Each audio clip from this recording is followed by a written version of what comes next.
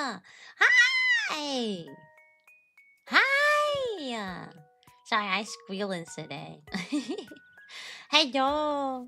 My voice is a little because of acid reflux, and that's okay.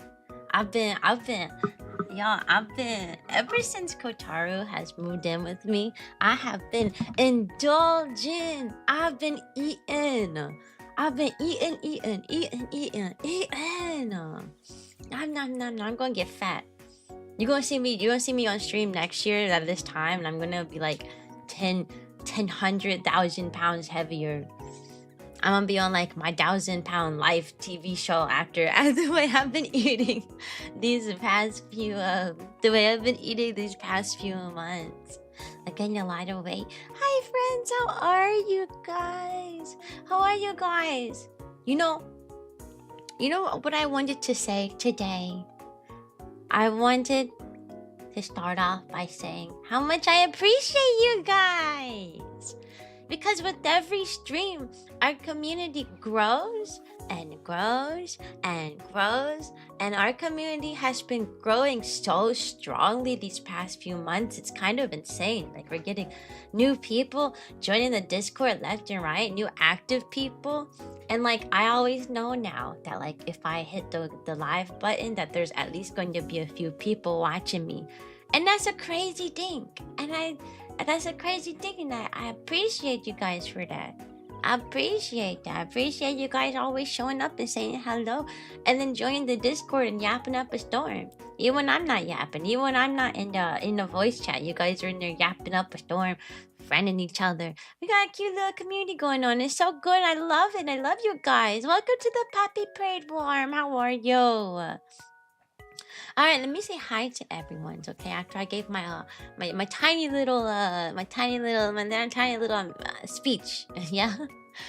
Hi Wave, hi Lizzie, hi Pinky, hi Shadow, hi Panda, hi Doggo, hi Sayu, hi Ziz, hi Dragon, hi Corn, hi Corn, hi Rio, hi John.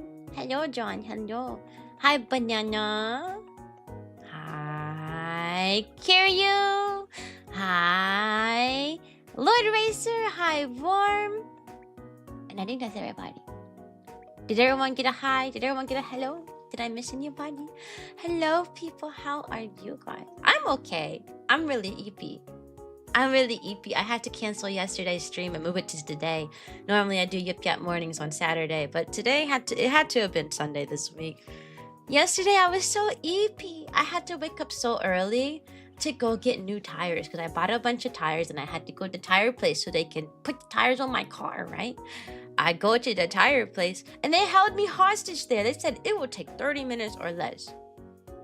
It took literally 2 hours. You know why? Because they lost a tire. How do you lose a tire? Literally, I had to get new tires. They go, ma'am, and I'm like, yes. They're like, oh, I'm so sorry that your car is taking such a long time.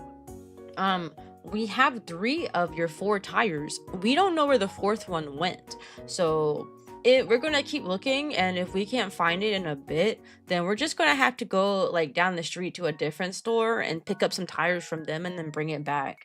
So a 30-minute process turned into 2 hours. 2 whole hours simply because of they lost a tire. I was like, I didn't even know you could lose a tire.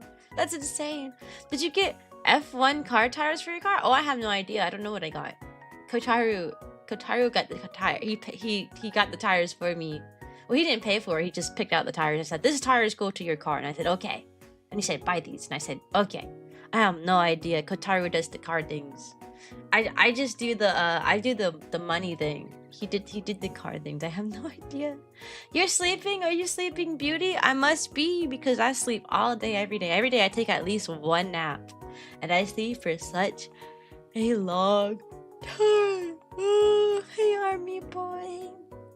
This stream might be a eating breakfast ASMR stream, as Kotaru is making breakfast right now. He always ends up making breakfast like while and like giving it to me while I'm streaming.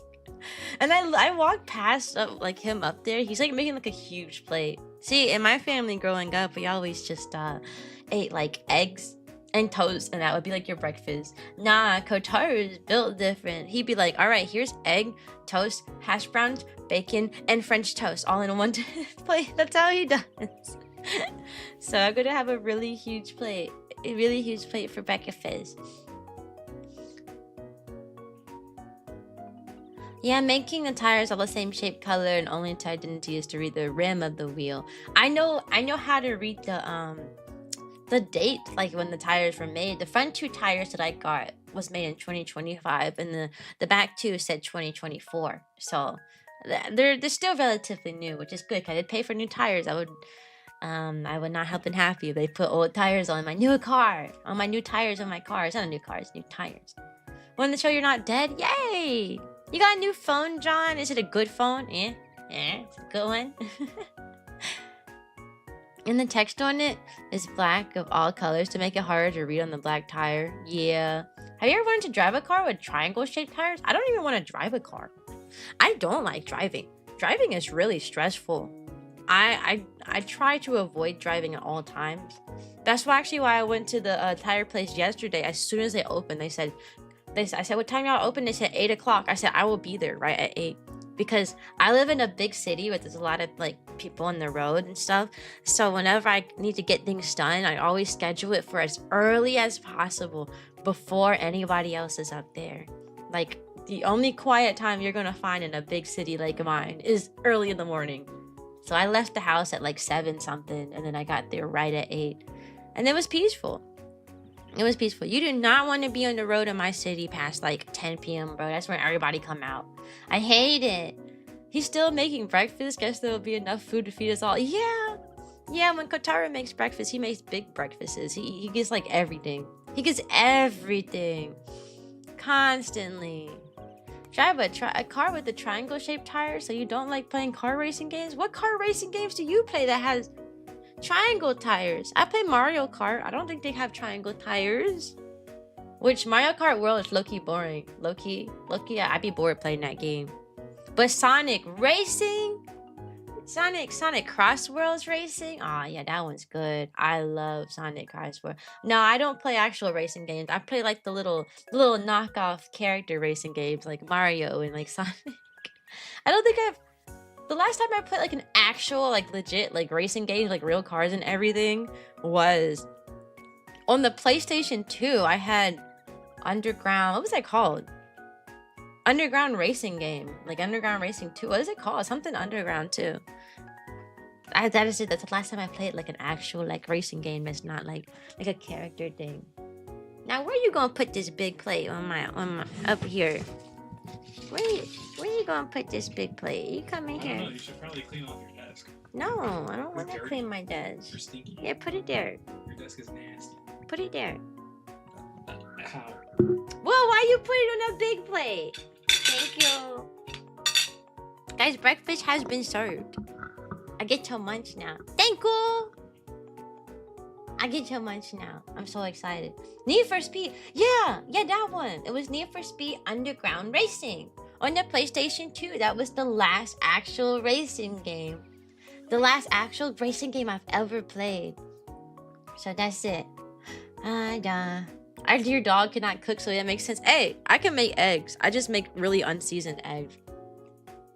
I don't ever put any seasoning on my eggs, like at all.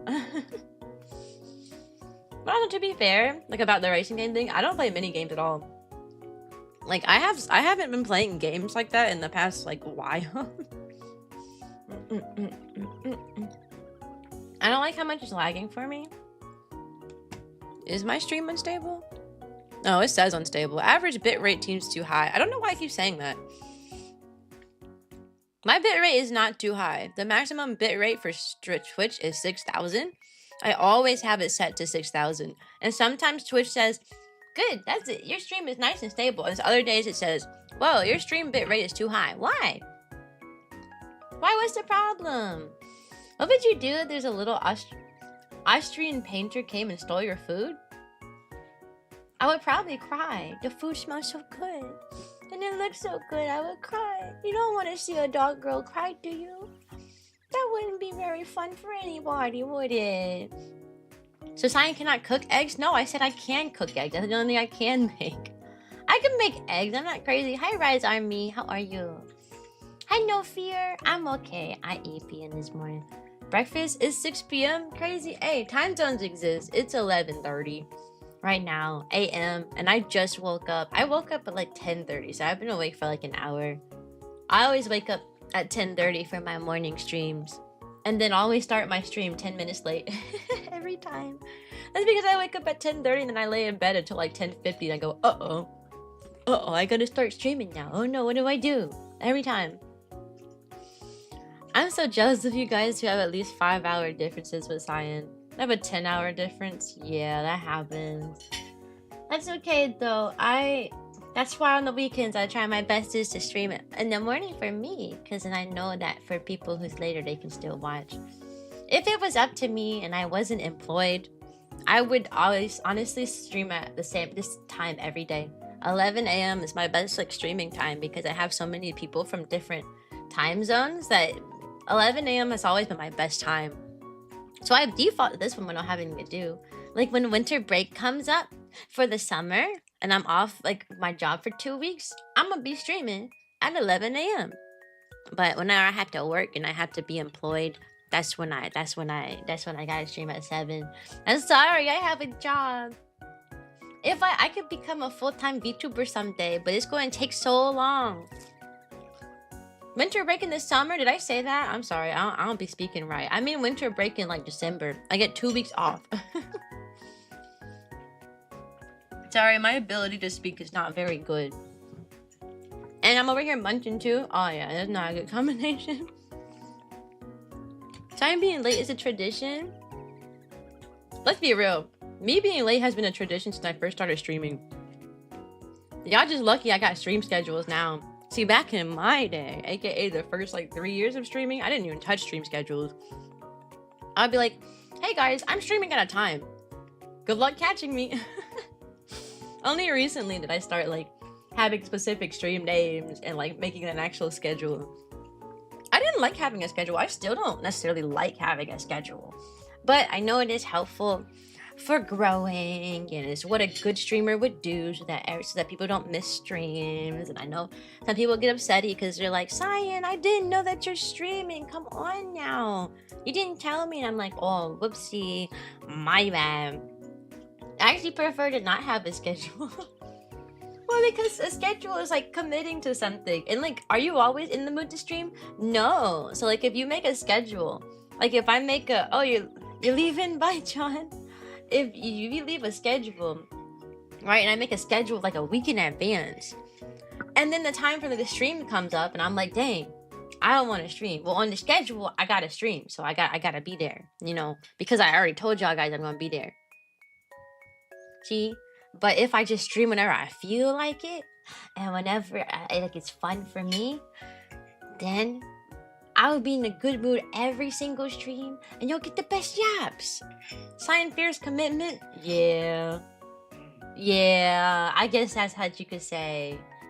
When it comes to streaming, yeah, I do fear commitment, bro. I'd be like, I'm gonna play this game, and then that day comes, and I'm like, dang, I don't want to play this game, but that's what I told the people I was going to do, so that's what I'm going to do.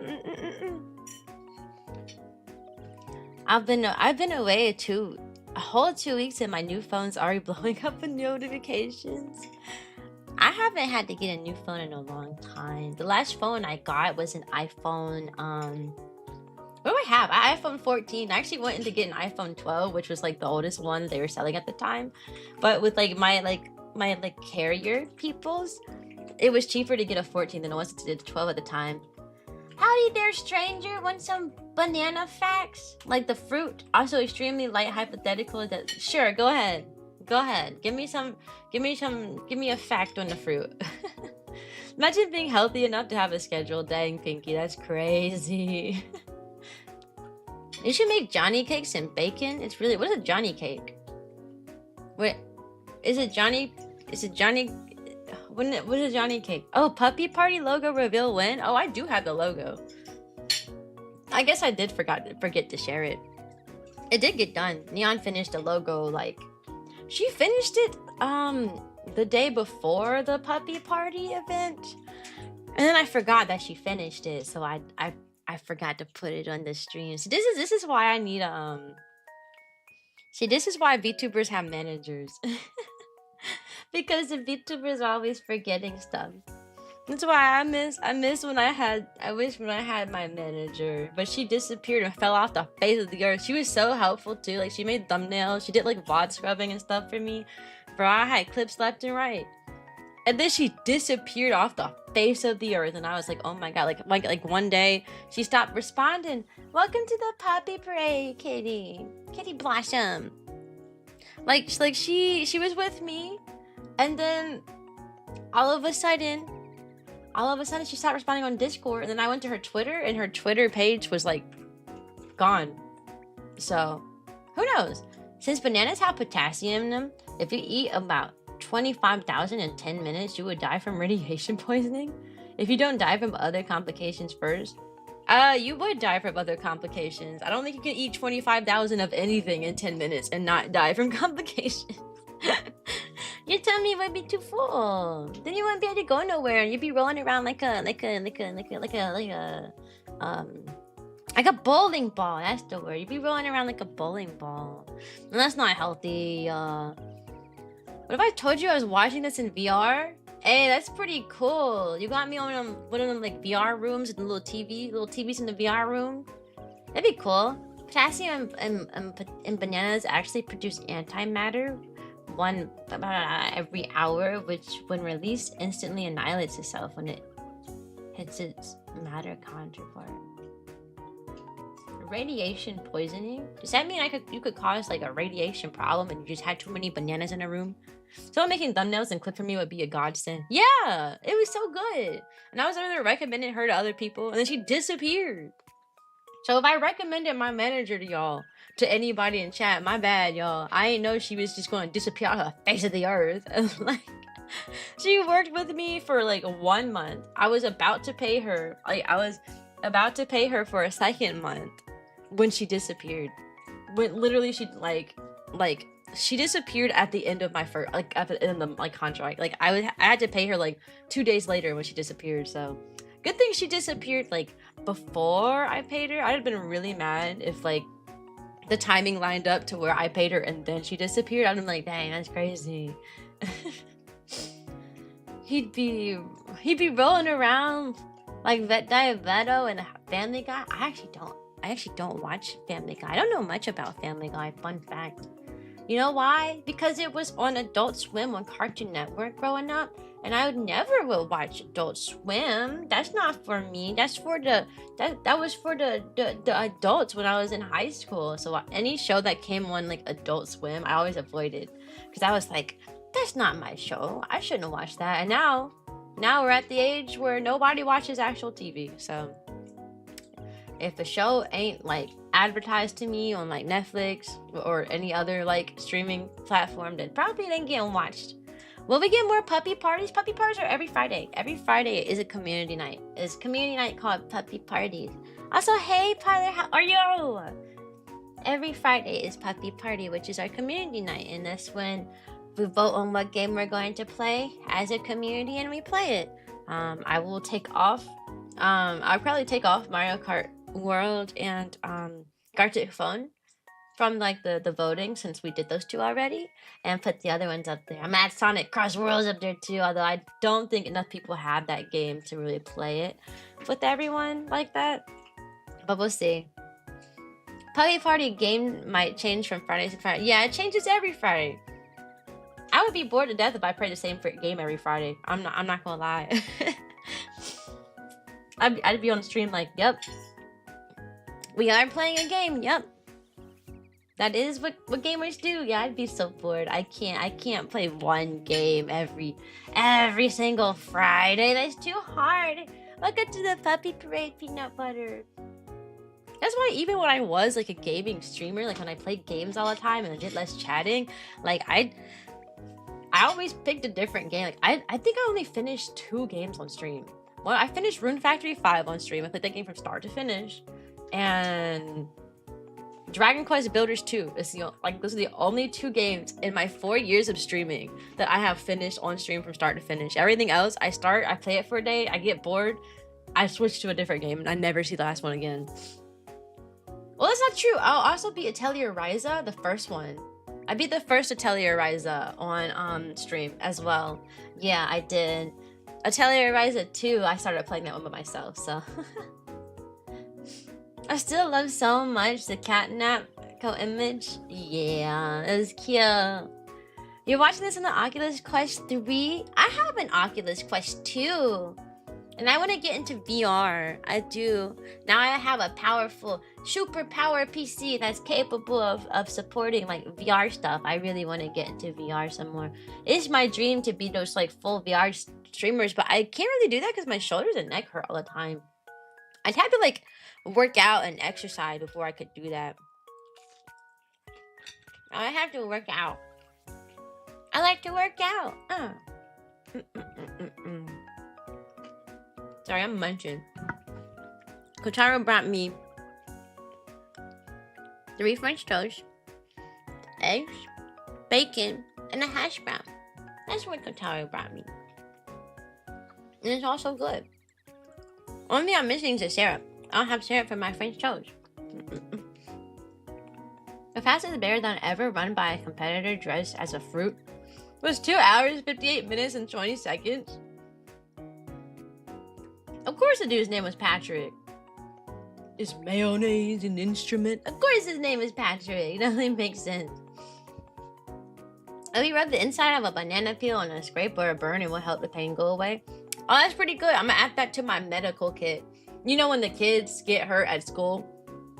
And they're like, teacher, help me. I scraped my arm. I'm gonna just pull a banana out of like my lunch bag and be like, all right, little Johnny, sit still. Let me rub the banana peel on your little wound right there. On your little wound right there. But y'all, so I'm a kindergarten teacher. I tell kindergarten teacher stories every single stream. What is that noise? Oh, someone's calling me, but my phone's on Do Not Disturb. So I'm not really sure why that phone call is going through. But, hold on. That's so weird. I'm on Do Not Disturb. Why am I getting phone calls? My sister called me twice. Is she gonna call me again? I'll call her after the stream is over. But yeah, I'm a kindergarten teacher, so I got stories all the time, you know, because my job is very chaotic. There's a lot that happens with my job, yeah. Today's story is actually well, it's a little bit about the kids. Do you have a sister? Yes, I have 4 brothers and a sister. Fun fact, the average size of a puppy litter is usually 6. There's usually 6 puppies in a litter. Yes, I have 4 brothers and a sister. I just don't talk about, I don't talk about some of my older siblings though. Thanks for the hydrate. Just because like I don't really see them as often, so like I don't really have much to talk about them for. Like my oldest brother, my oldest sister. I don't really talk about them as much. So I don't really have much to say about them. The one you guys know in my Discord is my younger brother. He's my younger brother. The one named Cyan, bro, in the Discord. That's my younger brother. He lives around the corner. Which is why sometimes you'll see him talk about like visiting my house or like playing with me or something, playing a game with me or something. I do want him to come over though, low-key. I'm probably gonna invite him because I got all these games that I know he would like, and I kind of want him to come and play it with me, low-key. So I'm gonna invite him over soon whenever he want to come. I usually message him when I buy a new game. I'm like, hey, you gonna like this game? You should come and play it, you know. But anyways, yeah, I'm a kindergarten teacher. This week has been interesting. So we have a beginning teacher in the hall, right? Like a teacher, it's their first time ever teaching, right? My first time teaching was 3 years ago. So my first year of teaching was in 2022. Okay. This teacher is her first year of teaching. And being a first year teacher is hard. For some reason, you usually end up getting the hardest students imaginable. Like my first year was terrible. I went home like crying every single day. Like it was that bad. That year was also the same year that you hardly saw me stream during the weekdays. And then when I was streaming like once on the weekend, and that was it. That was because like I was so stressed out, and I was like coming home like crying. Like I cried to my parents so many times. I was like, Mom, Dad, this job is so hard. I don't know what to do. Like I was just sobbing all the time. So it's hard, right? You get thrown into a classroom.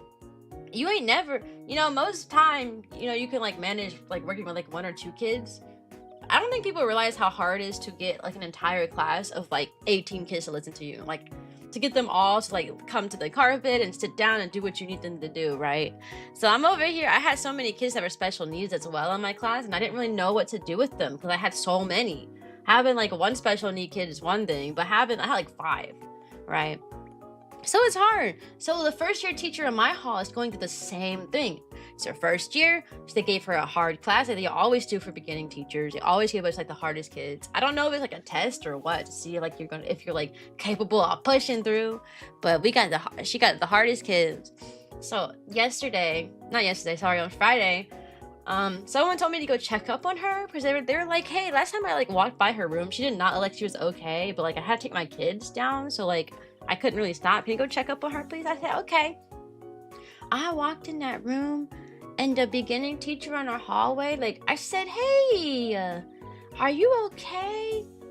Girl was not okay. She was like, she shook her head, and then she turned around. I was like, what's wrong? And she turned around, and she had like tears streaming down her face.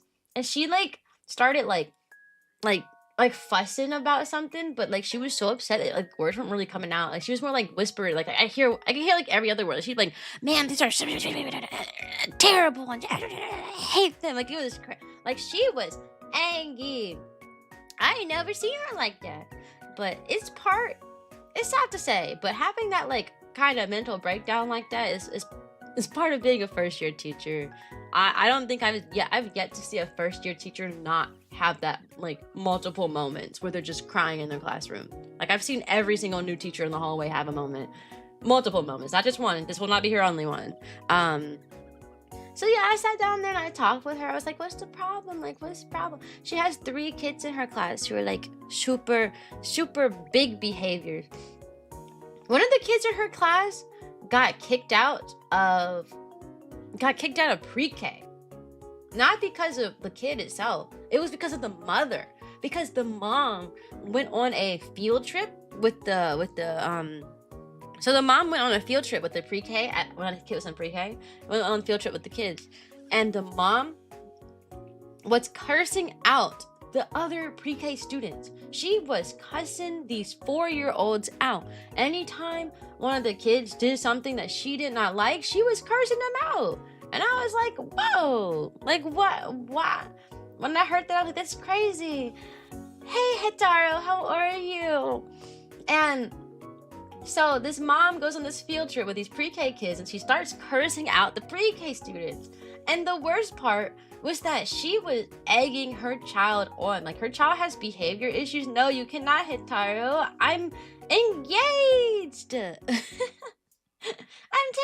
taken. But this mother started egging on her son. Like her son like would do something and the mom would be like, yeah, that's right, that's my son, and at some point she was telling the other kids, she said, no, don't anybody mess with my son because he's gonna F you up. My son will F you up. Mind you, this kid is 4 and she's talking to other 4-year-olds like that. That's insane. That's so insane. So now this is the same lady who came to this school, right? It was time to enroll a kid in kindergarten, who came to this school and was at the front desk telling people, fussing, like cursing out the front desk people about who even knows, right? And she was the same person. Welcome to the puppy parade, Hitaro, who was at the front office demanding that her child doesn't have a white teacher. This is the same mother who is demanding at the front desk that her child does not have a white teacher. She didn't say a white teacher. She said white and then she said the B word. So this is the same mother. And so now it's like this beginning teacher, right? So her first year teaching has to deal with this monster of a mom and her little demon child, because remember, kids feed off the parents' energy. So if you have a demon parent, you got a demon child, because the kid knows that their mom's going to back them up no matter what they do. Can you sing opera? No, I can hardly sing normally. Who's the lucky guy? His name is Kotaru. He just made me breakfast. He did. He made me some breakfast. I got breakfast in front of me. But yeah, that's the story of the day. Anyways, tell us about your first moment. Yeah, my first moment. I had a lot of moments my first year. Yes, I'm a kindergarten teacher. I'm getting I'm in the process of getting an outfit made to reflect that, like a kindergarten, like a teacher outfit, so that like people know when I'm talking about like my teaching stories, I don't have to keep saying I'm a teacher. They can just look at me and be like, oh yeah, she a teacher. But I had a lot of moments my first years of teaching, because they really do just throw you into a classroom. Like you've never managed a classroom on your own before, and now you're suddenly responsible for 18 kids at one time. And you're supposed to be responsible for keeping them safe, teaching them right from wrong, teaching them how to exist in a school. Like, it's hard. It's really hard. I didn't start I was stressed out all the time, because also trying to learn like the lessons and what you're supposed to be teaching on top of learning basic like management skills. It's a hard combination. I spent my first, I would say I didn't start like crying a lot until like October. Maybe late September, early October, which is about the time that this teacher's having her moments now too. That was when I started like having a lot more of my a lot more lower points at my job. But that's because at this point the kids start getting more comfortable with each other, so they're past like the sitting quiet and being respectful phase, because I need to sit quiet because I don't know what to expect. Now they're like comfortable with their classmates, are comfortable with you. That's when they start acting out. It is a whole lot. It's a whole lot. And then I remember crying a lot too, because I knew observations were coming up, and I didn't feel ready for an observation. I didn't, because the admin, the principal, assistant principal, they have to come in, they have to come take all these notes and observe and see how you're doing. But I'm over here, I'm like, it's my first year, I don't even know what I'm doing. And they have to come observe me. My first observation, I went home and cried about it. It was not a good one. Well, grading wise, the teacher gave me a pretty decent grade for it, low-key. Like, she gave me proficient in everything, which is basically like the bare minimum, like what you need to keep your license.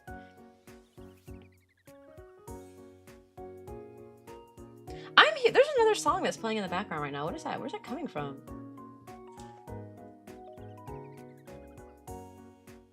What? Oh, that's coming from Kotaru's computer. Okay. Sorry. I was hearing music in the background. I was like, wait, what's going on? Yeah, I'm a teacher. Sorry. I was hearing like music. Kotaru is playing music behind me. And it was like, I didn't realize that he had music playing on his computer, because he's not in here anymore. He just left it running. I was like, what is that? Okay. Yeah, my first observation as a teacher went terrible. I did get a decent teacher rating, so like they gave me like the bare minimum, which like proficient everything. That's what you need to keep your license. That's all I ever strive for. I just strive for proficient in anything and everything, because if you go above and beyond, they start asking you for favors, and they ain't gonna pay you more for that. So I don't go above and beyond. All right, don't you ask me for nothing. All right, I'm gonna do the bare minimum and go home. So my observation was terrible because my kids weren't listening. They were all over the place. One of my kids wet himself for the first time while the principal's in there, and then he was like crying and sobbing, and then he wet himself. It was a whole thing. Hey, Paige. That's okay. It's a Sunday. I know. I usually don't stream on Sundays. And then so this kid wets himself. He's crying. He's yelling. He's having a mental breakdown. I was like, oh Lord. Uh-oh. And then while that happens, another kid, she goes to the sink to wash her hands. But instead of washing her hands, she just sticks her hand in the soap and she puts it in the other girl's hair. And I didn't even see this happen. The principal did. And then another kid picked up a pair of scissors and tried to cut her hair. When I tell you, the kids did everything they were not supposed to do in that 30 minutes the principal was in there. I was surprised she gave me an okay grade. I was really expecting her to be like, girl, that was a mess. What? Which, like, in the post conference, she was saying all this negative stuff. She's like, they were doing this, they were doing that. Where were you? You weren't doing this and that, and you weren't doing that. And then I looked at the grade; it was okay. So I was like, that was weird. I think she gave me an okay grade because she said that I did a good job at teaching the lesson. Like, I explained everything in a simple way. The kids knew what they were supposed to do. So, like, even though, like, I had trouble with, like, the management part and, like, my kids were, like, misbehaving a ton, they still know what they were supposed to be doing, basically. If that makes sense. The kids knew what they were supposed to be doing. It's just the behaviors were a problem, and she was like, we can work with that. We can work on that. But teaching wise, you do a good job teaching. We just gotta work on like your behavior management and stuff. I don't know what that means, Opal. No, I'm not gonna Google it. I'm not Googling nothing. If you Google something that someone tells you to Google, it's probably something really bad and really appropriate. Nobody Googles that. No. But how are you? Opal, how are you? So yeah, my first ever observation of the teacher was terrible. I remember it. I remember it like it was yesterday, dude. It was not so hot. Hello? Hi. Hey. I just gotta work for my call. Oh, you gotta do work now? No, I ain't doing work. That's not my job. Oh, okay. Okay, you're not doing work. It's a car. You need to leave me alone. Leave me alone. That's one thing I like about my job. Ain't nobody call me. Nobody calls me when I'm not working. It's a car. Okay, you verified it's a car. Sure, if it's an actual car, then we can look at it. But you know, if someone says look up something, that's sus. Alright, let's see. Let's see what this car is about. I don't know much about cars, so I can't give you an opinion about it. Give you an opinion on this car? There's a few of them. Alright, let me tap in. Yeah, Kotaru's the car guy. They said this name car. What is it? This is... What is this? It's a car. This is a car that's not available in America. It's a car. Well, what's your opinion on the car? I mean, the back looks like a Chevy Cobalt.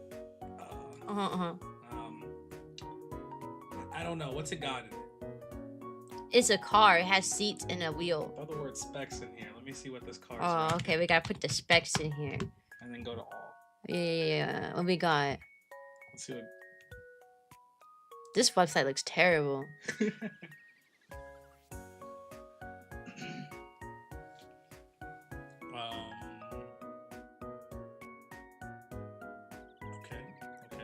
These are submodels. You know, you see what I'm saying? Scroll down a bit. Yeah. Oh, that's all. That's all. It's not a lot of content. There's not many cars. We got many cars. Go back. See what Google AI says. What Google AI? Dang, we desperate. We going to Google AI. First, I don't know anything I said. Dang, this thing comes in 6 different engine variants. 3 of them are diesel. Hey, Agape! How about you? Scroll down a little bit. That's it. There's another scroll My down. conclusion is that's a car. Yeah. That is one of the cars. From Kotaru's expert opinion, he says it is one of the cars of all time, and I do have to agree. It is one of the cars. It is genuinely one of the cars. It's look kind of round though. I don't know why this car is so round looking though. It's pretty round. It comes in the hatchback. It looks like a minivan. See, the minivan looks super round too. See what I'm saying? It's extra round.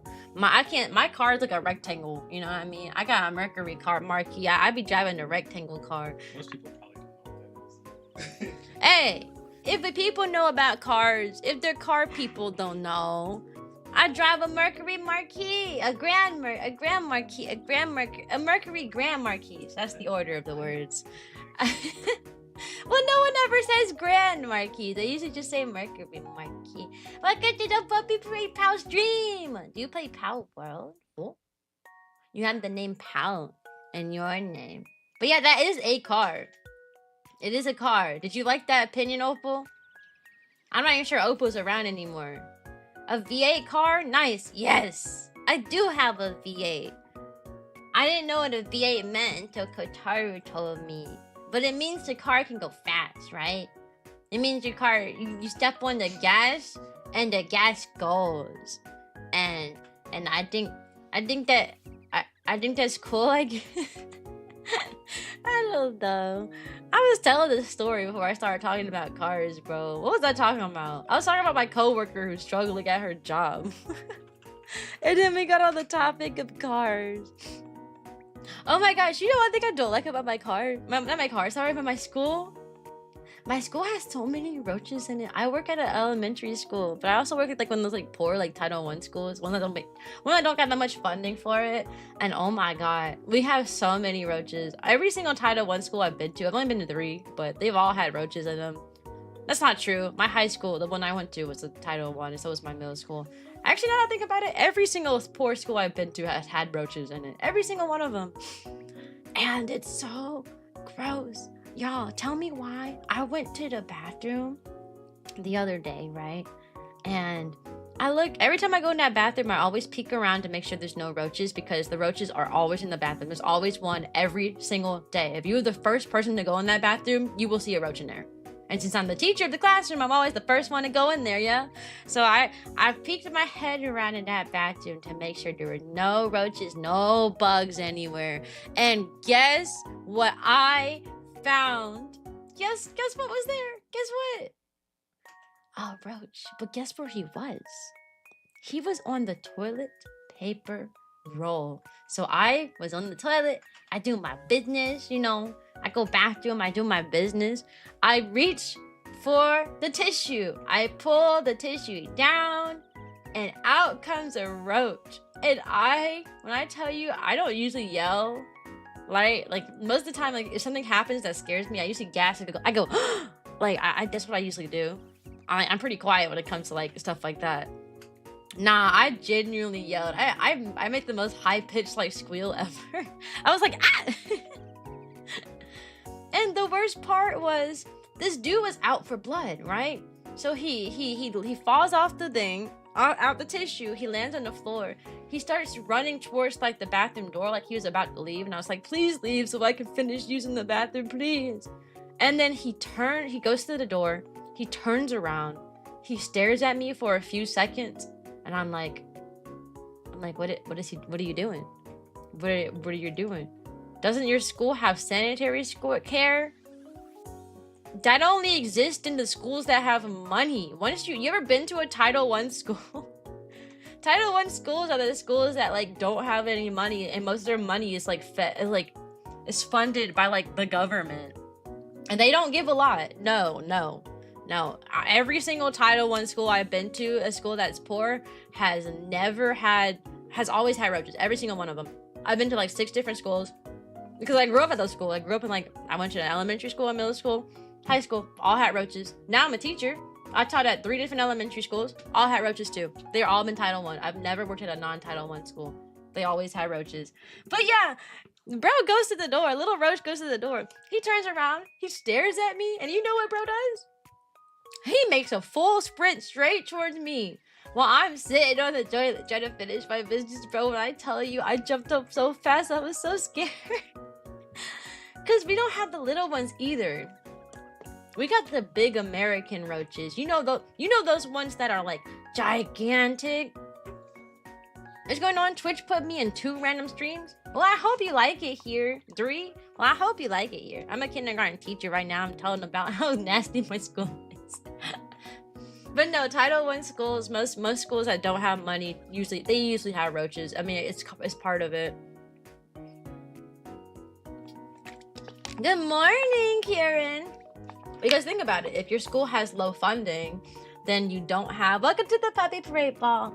If your school has low funding, then chances are you can't afford to have too many janitors. You can't afford to have like exterminators come to your school. We can't even afford to have enough staff members. We're short staffed, you know. So usually when you work at Title I schools, you run into a lot of issues because of finances. Like it'd be nice to not have roaches, but who's going to take care of them? Not us. We can't afford that. You know, and a lot of the kids bring roaches from their houses and they bring it to the school, and it becomes even more of a problem. Like, you'd be surprised some of like the stuff that you see in kids like book bags and stuff. Like, you could open like one of my coworkers was telling me like 2 years ago, she opened a kid's book bag and there's a ton of roaches just sitting in that book bag. And she said she zipped that thing up and she told her student not to open that book bag up again. She's like, don't you open that book bag up in my classroom. Or like sometimes you like open up a kid's book bag and you get like a huge whiff of like smoke or something else. Like there's a lot of stuff that goes on in like these little kindergarten classrooms, especially when we work at like a Title I school, you know. If you ain't got funding, chances are you ain't gonna have a nice school. I mean, my school's falling apart. Let's be real, my school is falling apart. We just need a new building. My building is like super old to where like the air conditioning don't work, like the AC doesn't work in a lot of rooms. Like we have a humidity problem for some reason. Like classrooms are extremely humid. My room in particular is the most hottest and humid room in the hallway. Now it's starting to get cold outside now because it's fall. It's almost fall. Is it fall already or is it almost fall? I don't remember. But since fall is coming or it's already here, it's starting to get colder outside. So now my room isn't as hot and humid. But oh my god, my room last week and like 2 or 3 weeks ago was so hot and humid. Every single time someone walked into my classroom, they were like, "Oh dang girl, it's hot in here." And I'm like, yeah. Why don't they fix it? They can't. Like, I don't know. My school is falling apart. I ain't gonna forget the time I was teaching and then over the intercom, we all randomly heard the principal say, if you are one of the people working on the roof, please report to the media center immediately. I repeat, please report to the media center immediately. The roof is about to collapse.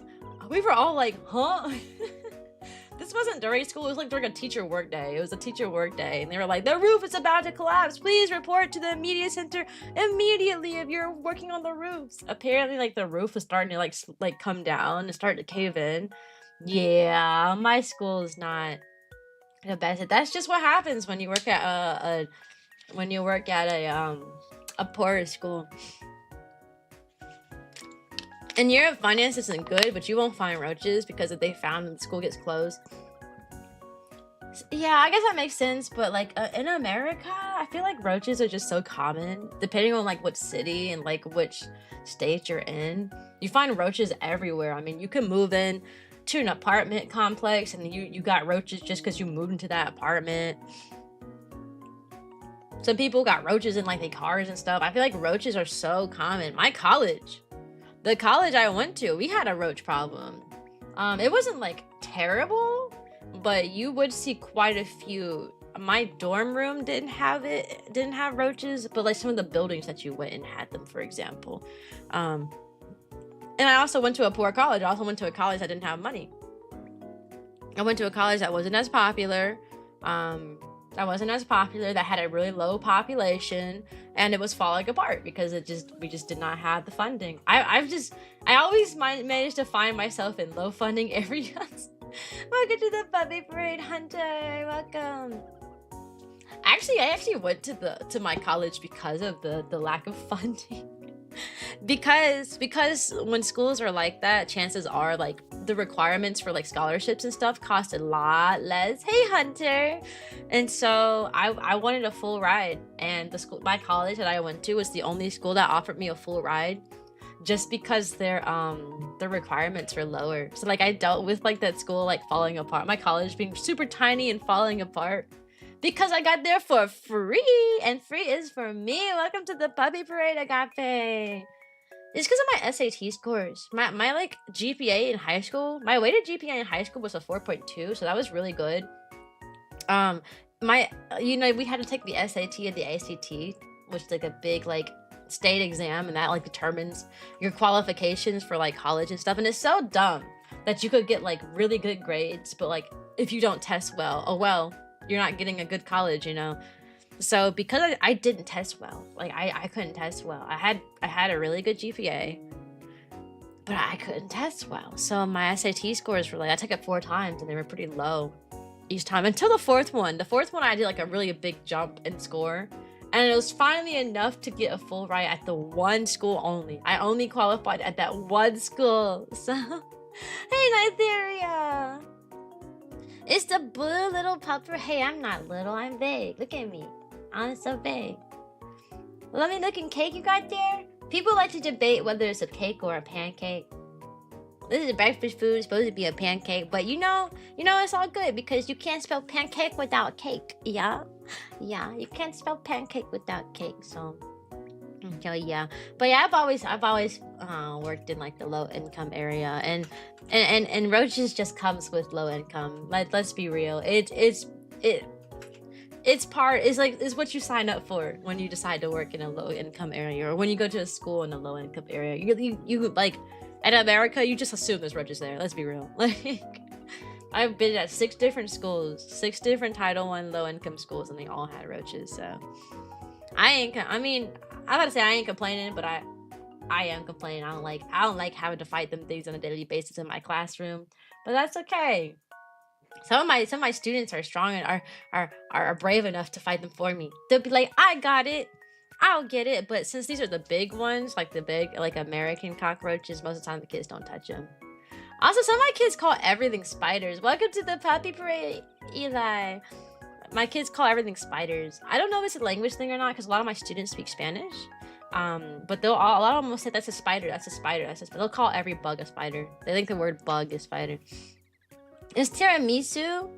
What is a tiramisu? I don't know what that is. Pancake is cake, it's just made in a pan. Yeah! Oh, wait, that's what they call it, pancakes? I guess you're right, it is just a cake made in a pan. I never really thought about that. The more you know, you learn so much. I learn so much from you guys, every single day. Every single day I learned something new. Y'all, we went shopping yesterday. We went to the store. Welcome to the puppy parade, Sigurd. And they had... We went to a Food Lion. And they had a bunch of cookies.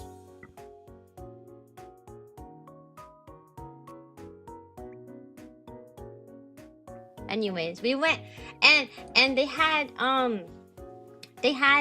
what's it called? They had these cookies.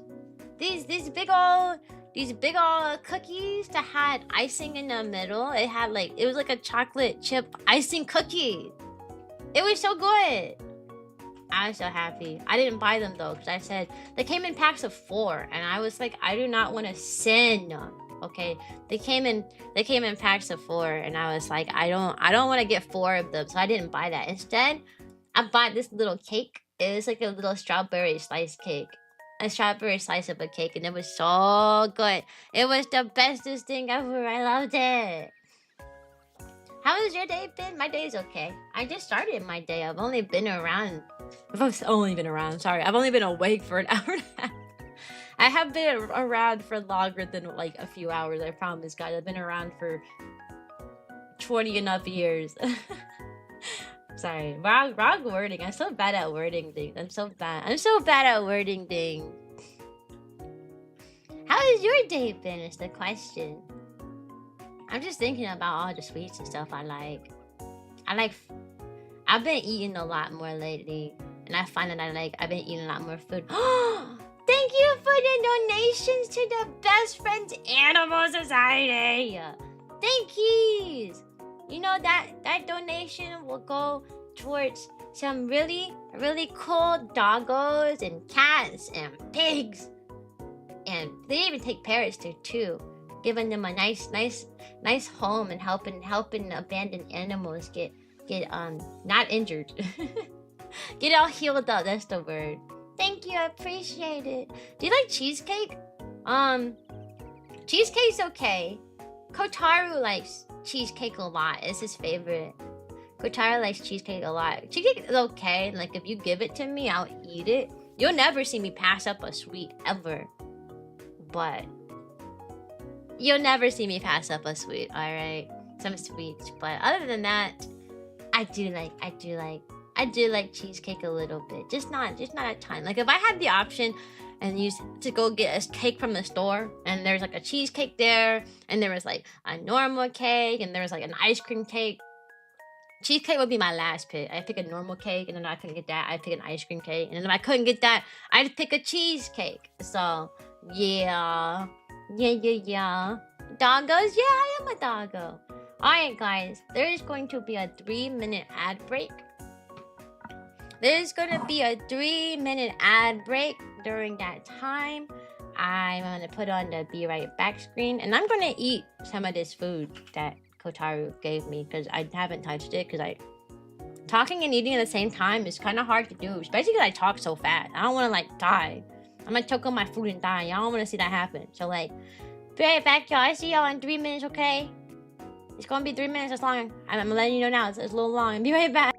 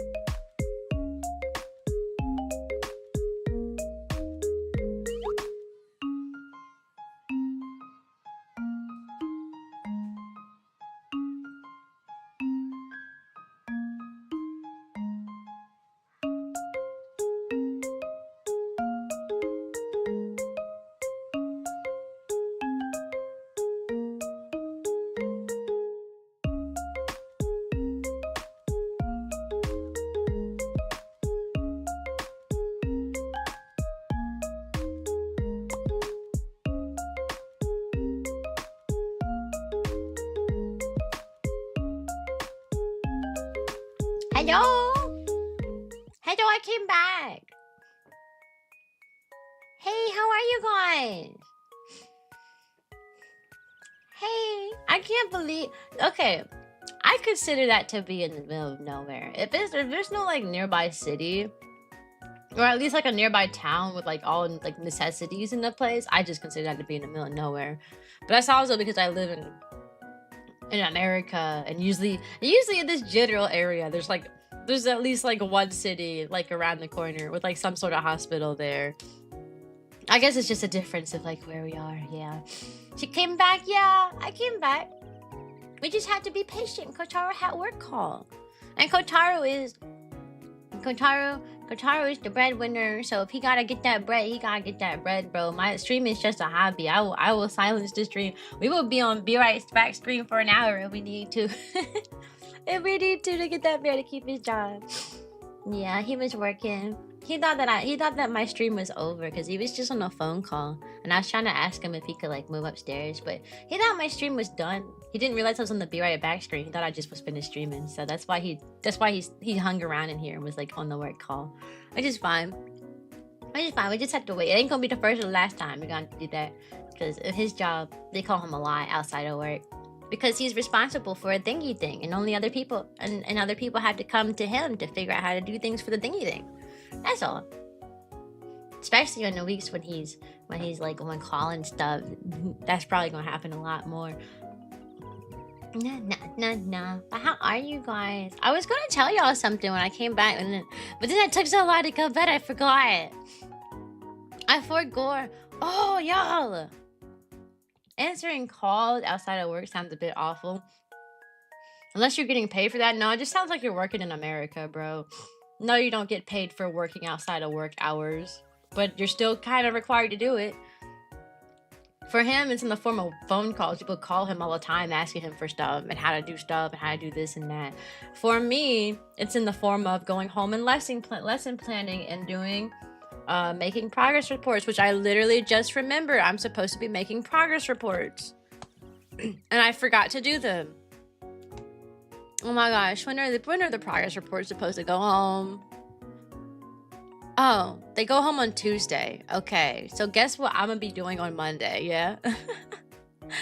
They get sent home on Tuesday and Wednesday, so I'll probably do them Monday. Whoopsie! I'm glad I brought that up just now. Like I was like, yeah, at home I'm supposed to be doing progress reports. Wait a second, I didn't do progress reports. Progress reports are so like unimportant though, like low-key. For kindergarten it is, at least. Cause you know how like older grades you get like an A, B, C, D, or F depending on like what you do. That's not the case for like younger kids. At least in my school district, we got rid of the traditional way of scoring kids. And instead we do it in reverse. So instead of you being at 100% and then your percentage goes down, the way we do it, you basically start at the lowest tier possible. So you start at like, well, we have different letters for it. Like you got developing, proficient, mastery, and then exemplary, right? Is how they do it. Every kid starts at developing. So they start at the lowest, and as they work, it goes up. So instead of starting at the top and then like your score going down and then you can't change your score at all, they start at the bottom and they go up from there. A kid can go back down though. So like if little Billy is counting and doing adding and subtracting all the time and he's doing so good, then your score is going to go up. Then he's going to move up and up and up. But then if he starts missing a lot of days at school, and then he comes back and he don't know how to add and subtract anymore, then his score, he can go back down. But I prefer it that way. I think all grades should do it that way, because what's the purpose of stressing? You know what I mean? I feel like you should earn your grade from the bottom up. Like why? You mean to tell me I can't get a good grade anymore because I missed like one assignment? You know, I feel like they all should do that, you know? But that's how we do it. The problem is the reason it's a waste of time in kindergarten is because a lot of kindergartners, we haven't. So a progress report has like a wide range of stuff. Welcome to the puppy parade. Welcome. We have a wide range of stuff, right? For example, like it just says science. or the category would just be social studies. But the problem is, this is the beginning of the school year. We just started teaching science. We just started teaching social studies. We just started teaching kids how to read. Yeah. So because we just started stuff, the kids can't get higher than proficient anyways, because we haven't taught everything yet. So every kid has to be a developing. Every kid is either going to be a developing or not proficient, sorry, progressing, developing or progressing. They all will, because we haven't taught all of it yet. I can't give a kid mastery and say they've mastered something if we haven't taught everything and I know they're capable of doing it. I have some kids who probably could do it, but because we haven't taught it yet, we literally cannot give them that grade. So progress reports in the beginning of the year are so stupid, because they're all like developing. And the parents call me like, why is my kid developing? I go home and we practice every single day. She knows how to do this and do that and do this. And I'm like, literally, because we haven't taught it yet. I cannot give them a good grade on something we haven't done yet. That's it. I have a conversation every year with like a handful of parents. Why is my kid developing? She's smart. I know she's smart, but we literally haven't taught it yet. I cannot give her a grade for something we haven't done yet. Oh, every year. Look at the cute logo. Yeah, I like it. High school just voided the class's grades with more absence. Huh? What do you mean? What would you do if one kid discovered your streams? Well, it would probably be a little while for kids to discover the streams. I've been teaching for 3 years, so the oldest kids that I worked with, hey cake, are in 2nd grade. So they're like 2nd grade? That's what, 8 years old? I don't know, we'll see. But also, like, you have a different teaching persona than you do like your normal talking persona, than you do like your streaming persona, and everything's a little different. For the most part, I'm the same person on stream as I am like off stream around the house. But my teaching voice is different. You know, I'm not gonna walk up to some like kindergarten or some 5-year-old and be like, hey, get in line. Hey, get in line. Go ahead. Come to the carpet. Let's go. You know what I mean? You go, all right, guys, it's time for us to get in line. Everyone get in line. Ready? Go. Let me see who can be the quietest. Who can get in line quietly? Oh, wow, little Johnny got in line really quietly. Maybe Johnny will earn a point. Let's see. Can Johnny stay quiet? If he can, he'll get himself a point. Let's see. Ooh, little Billy, you're in line so quietly. Look at how great this line is. You guys are so perfect. Okay, let me see who's ready for the hallway. Are you ready for the hallway? Yeah, I see fingers over your mouth. Your hands are behind your back. Okay, let's go. Please turn the lights off before you leave. Like, that's how I talk at work. I feel like a kid would probably come across my stream and not realize it's me, because I'm not like, hey, buddy. Oh, do you have a good day today? You know what I mean? Sounds like a potential redeem. You guys want teacher voice redeem? Y'all want me to talk down to you like that? That feels so condescending, talking to adults like that. No, I don't know. Good morning, Mafu. You would be like a drill sergeant. Kids, honestly, they probably respond to it. Younger kids respond to males' voices a lot more than a female's voice. Literally, all you have to do is be a guy and work with like younger kids, and the kids will listen. Like, it literally, like, whenever you get like a substitute teacher come in and it's a guy, those kids listen so quickly, and they listen instantly. Even if it's like the nicest substitute teacher ever guy that just got that like deep voice, the kids listen to it. That's just how it tends to be. So you could be a drill sergeant, like kindergarten teacher, and if you're a guy, it would go well. If you're a female, it probably wouldn't go well. It probably wouldn't go well. Most students only listen to like the female teachers that either have like a now you listen here, a stern voice, wagging their finger around, or if they're like, hey buddy, what's the matter? Then they listen. Welcome to the Puppy Parade Shadow. Drop and give me 100, but sir, I'm 10. Nobody cares. You shouldn't have been running around my classroom. Now drop and give me 100. Yeah, I'm sure that would go over very well with the little 5-year-olds. I'm sure that'd go over super duper well. But yeah, my teacher voice is different, so I don't know. I feel like I don't know if they would recognize me. Someone would literally have to, like, maybe their parent would find me. I feel like a parent might find me before a student would, right? Like, maybe a parent is, like, into anime and VTubers and stuff. I actually had a parent of one of my kids, my first year teaching, who was into that stuff. I mean, I know he's into it because when he showed up for parent-teacher conferences, he always had an anime or a VTuber shirt on every single time I talked to him. And he was only a little bit older than me, too. Which is so funny because we would be talking and he would be like, you know, my generation was probably different than your generation. I was like, sir, how old are you? And he told me his age and I said, sir, we are in the same generation. I am also young like you are. I was like, our generations are not that, because he tried to say that, like, you know, in my generation, we didn't value like learning as much, you know, like we didn't value like going to like pay attention in school and like doing the hardest and like going off to college and stuff. I was like, how old are you? And he was only like 3 years older than me. Hey Maka, how are you? He was like 3 years older than me. And I was like, when I was a kid, my parents ingrained it into my brain. They said, I want you to have a better life than what I had, is what my dad always said. So he said, you better pay attention in school. You better get good grades. I don't want to see a single C show up in this house. A's and B's only. We're A's and B's household only. So at this parent-teacher conference, when the dude was like, I don't know what to do, man. You know, in my day, in my generation, we didn't value education. I was like, sir, we are in the same generation. I was a straight A student. Maybe it's probably just his family thing or even a cultural thing. I don't know. But yeah, I was like, that's not a generational thing. I can tell you that right now. Welcome to the puppy parade nightly. A's or B's or I'll see you at the door. Yeah, that's exactly how it was. That was exactly how it was. And so what? The bad guy isn't. Wait for you, grow up. Now drop and give me 100. Hello. Huh? Oh, radiant maiden, like this doth eclipse the moon's soft glow, a vision of celestial grace. Thine eyes like twin beacons guide this night through tempest dire. Thy virtue a sacred chalice that stir my soul to noble deeds.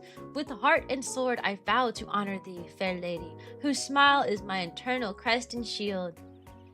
Why, thank you! Ah. What's your chess history, man? I don't play chess. I don't know. I had an Asian mom. I just had my dad was someone who he wanted to get like a better education. He just couldn't because he always, like, for example, he went to college, but he had to drop out of college to take care of his mother, right? His mom, she was a single mother trying to like take care of a bunch of kids. She had like 8 and 9 kids. And my dad wanted like higher education. He went to college for like a year. He wanted to be an art teacher. That was what he wanted to do. He would be a really good teacher though. Like he's really good with kids. He wanted to be an art teacher, but he had to drop out because he had to support his mother. Like she couldn't afford like to live on her own without like some of her kids supporting her. So he dropped out of college to go work and stay with his mom. So he always his goal was always to make sure that like they were well off enough so that like we could like go like get our higher education and stuff for where he couldn't, basically.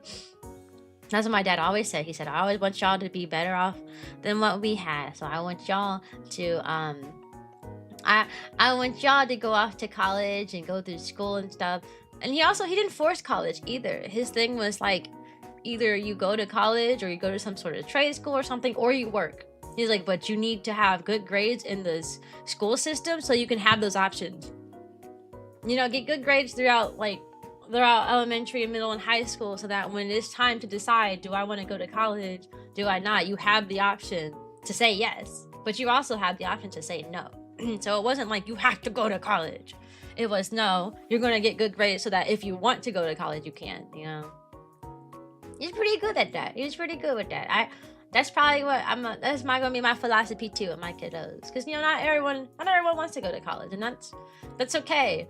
But some people close the door opportunity on going to college before they even get there. You know, they go, I'm not going to go to college. I ain't going to pay attention, and they don't like do their work because they don't care.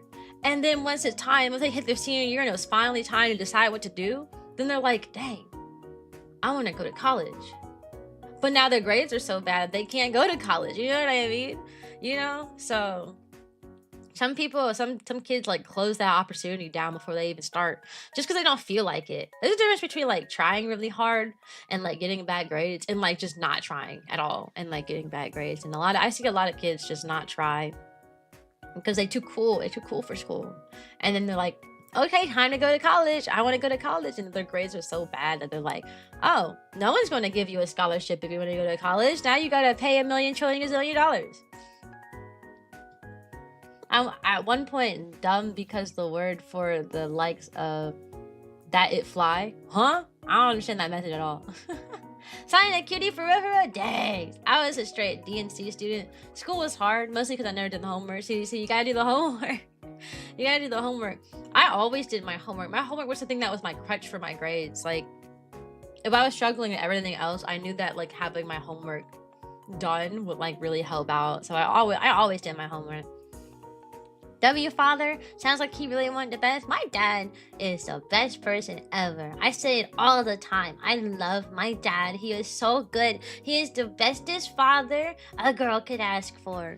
I love my dad. I hold him in such high regards. He's a really good person. A really good person. I think he did a really good job raising me and my siblings. He's just a good person. Like he's a genuinely good person.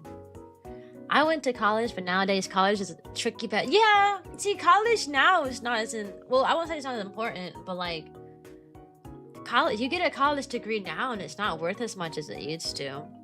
You know, we were raised to, you know, you gotta go to college, College is the way to get a job. And then as soon as we became adults and we went to college, now it's like oversaturated.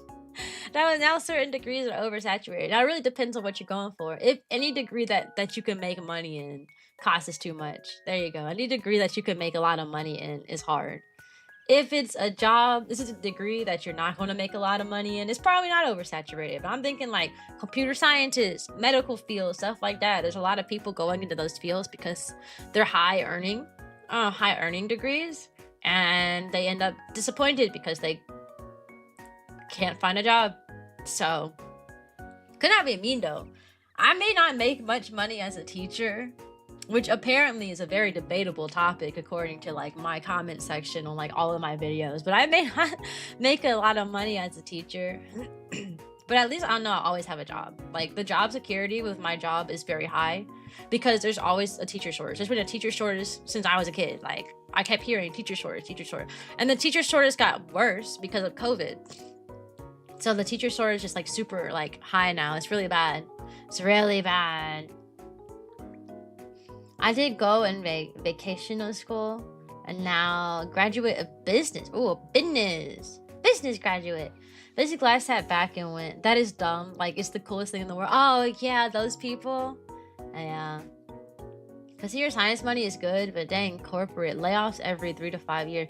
Yeah, everybody's going into computer science. Like, that's like the most popular thing, which makes sense, right? Because technology is advancing really fast and everybody these days are like on a PC. They love computer stuff. So many people love computery stuff. But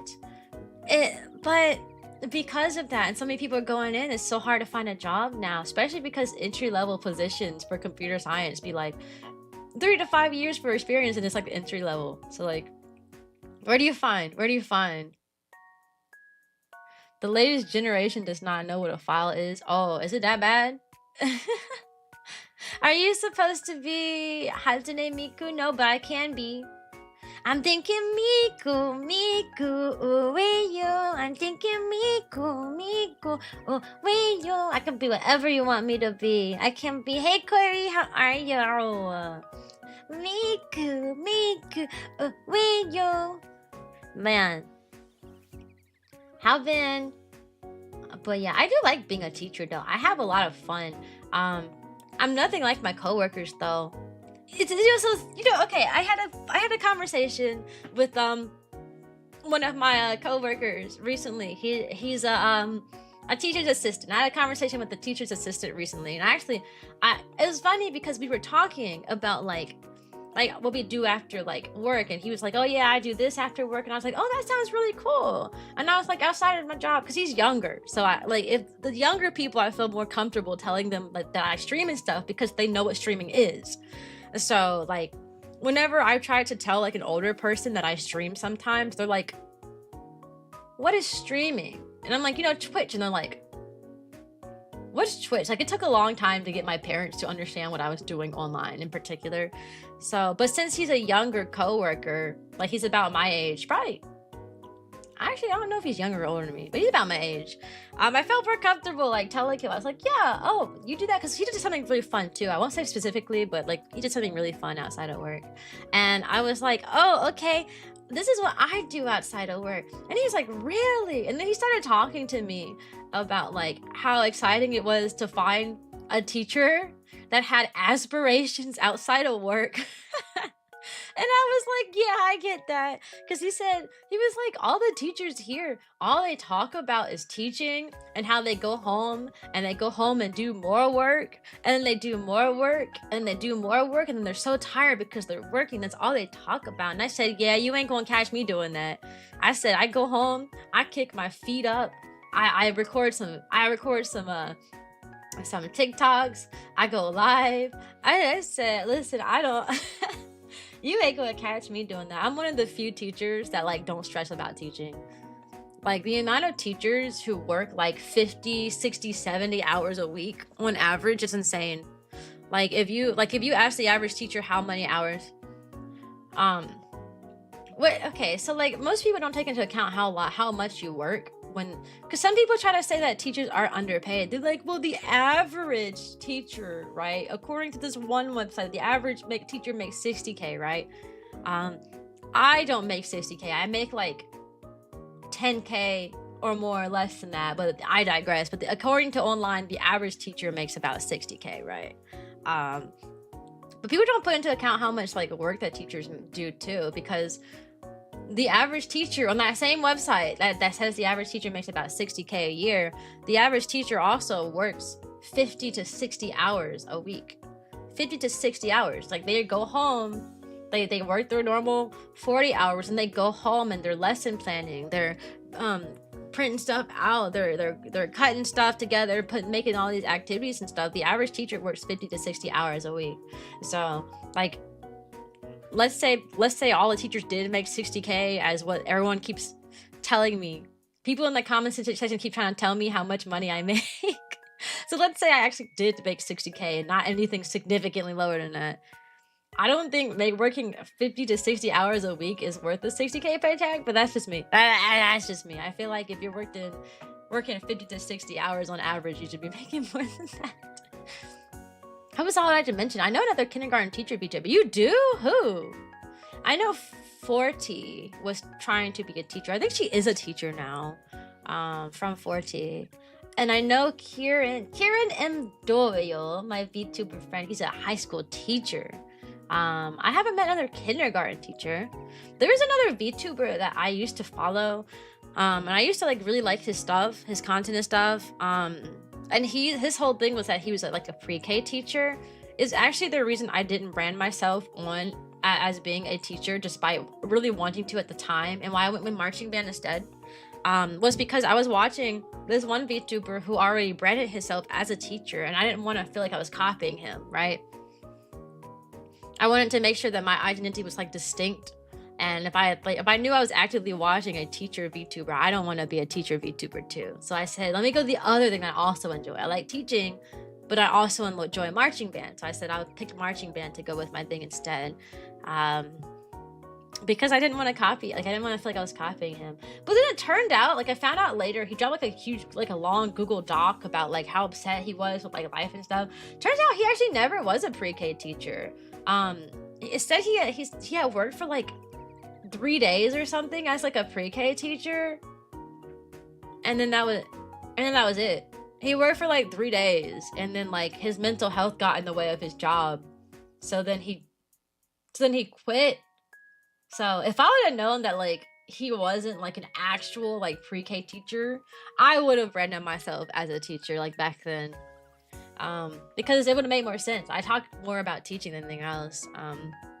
But I am a marching band fiend. I do like marching bands. I do go visit my local like marching competitions every time they come around. Like when the HBCU bands do battles of the bands in different areas in the South, I used to go see them. When like drum corps comes around and does their performances in the South, I come see them. You know, I still like I watch like marching bands and stuff. It's just I'm living teaching life. Like I do teaching every day. I just do teach. I just see marching bands every now and then though. So 60K, they might be counting areas like Silicon Valley. Yeah. So the thing about like the average, because people keep trying to. Whenever I mention anything about teachers, I always get like a million comments saying teachers get paid too much, even though like I didn't mention anything about like teacher pay. Like my last post on like Instagram and TikTok, I made a post that said, did you know that teachers don't get paid during the summer? And just saying that teachers don't get paid during the summer just like sparked a debate. Like people were like, teachers get paid too much. I was like, and they were like, you can't argue that teachers don't get paid enough. I'm like, I didn't. I just said that teachers don't get paid during the summer. I didn't say we're getting paid too much. I didn't say we're getting paid too less. I just said they didn't get paid during the summer. But I started a whole debate. And I found that's when I like discovered that like people take like that online like average of like 60K that you can find on this one website to heart. They're like 60K and you're only working 10 months. If you stretch that out to like 12 months, then you'd be making like almost 70K basically. So you guys are making like a good salary. But like 60K, do you know how much I have to work to make 60K? To make 60K, I have to, to make a lot of, they're saying I'm making, a lot of people say 60, like, they're like close to 70K. In order to make 70K, I literally have to, no, you can make that much. I actually am in one of the states that pays teachers the least. So my salary is going to be a lot lower than others because I'm in one of the lower paying states in the US. But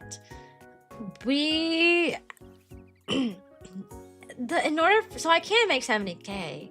In order to make 70K though, I literally have to work at my job for 30 years. See, there's a teacher pay scale. Every single year you get paid slightly more than the last. Your teacher pay scale, every year you usually get paid, your pay goes up by either $200 and anywhere between $200 and $800. It's usually like $300 though. So like one year you might make like 46,000, and the next year you make like 46,300. The next year you might make like, it might jump and go like 47,000. That's how the teacher pay scale works. You get like the tiniest little pay increase every year. Welcome to the puppy parade, Jester. So take into that count, right? I make closer to the average starter teacher salary in America. The average starter teacher salary, which no one talks about. They always talk about the average. The average starter teacher salary on the same website you can find the average. It's actually 46,000, which tells a story, right? Because the teacher's pay scale goes up really slow. So in order to make that average salary of 60K that the website keeps saying, when the average starter salary is 46K, you have to work for like 20 enough years.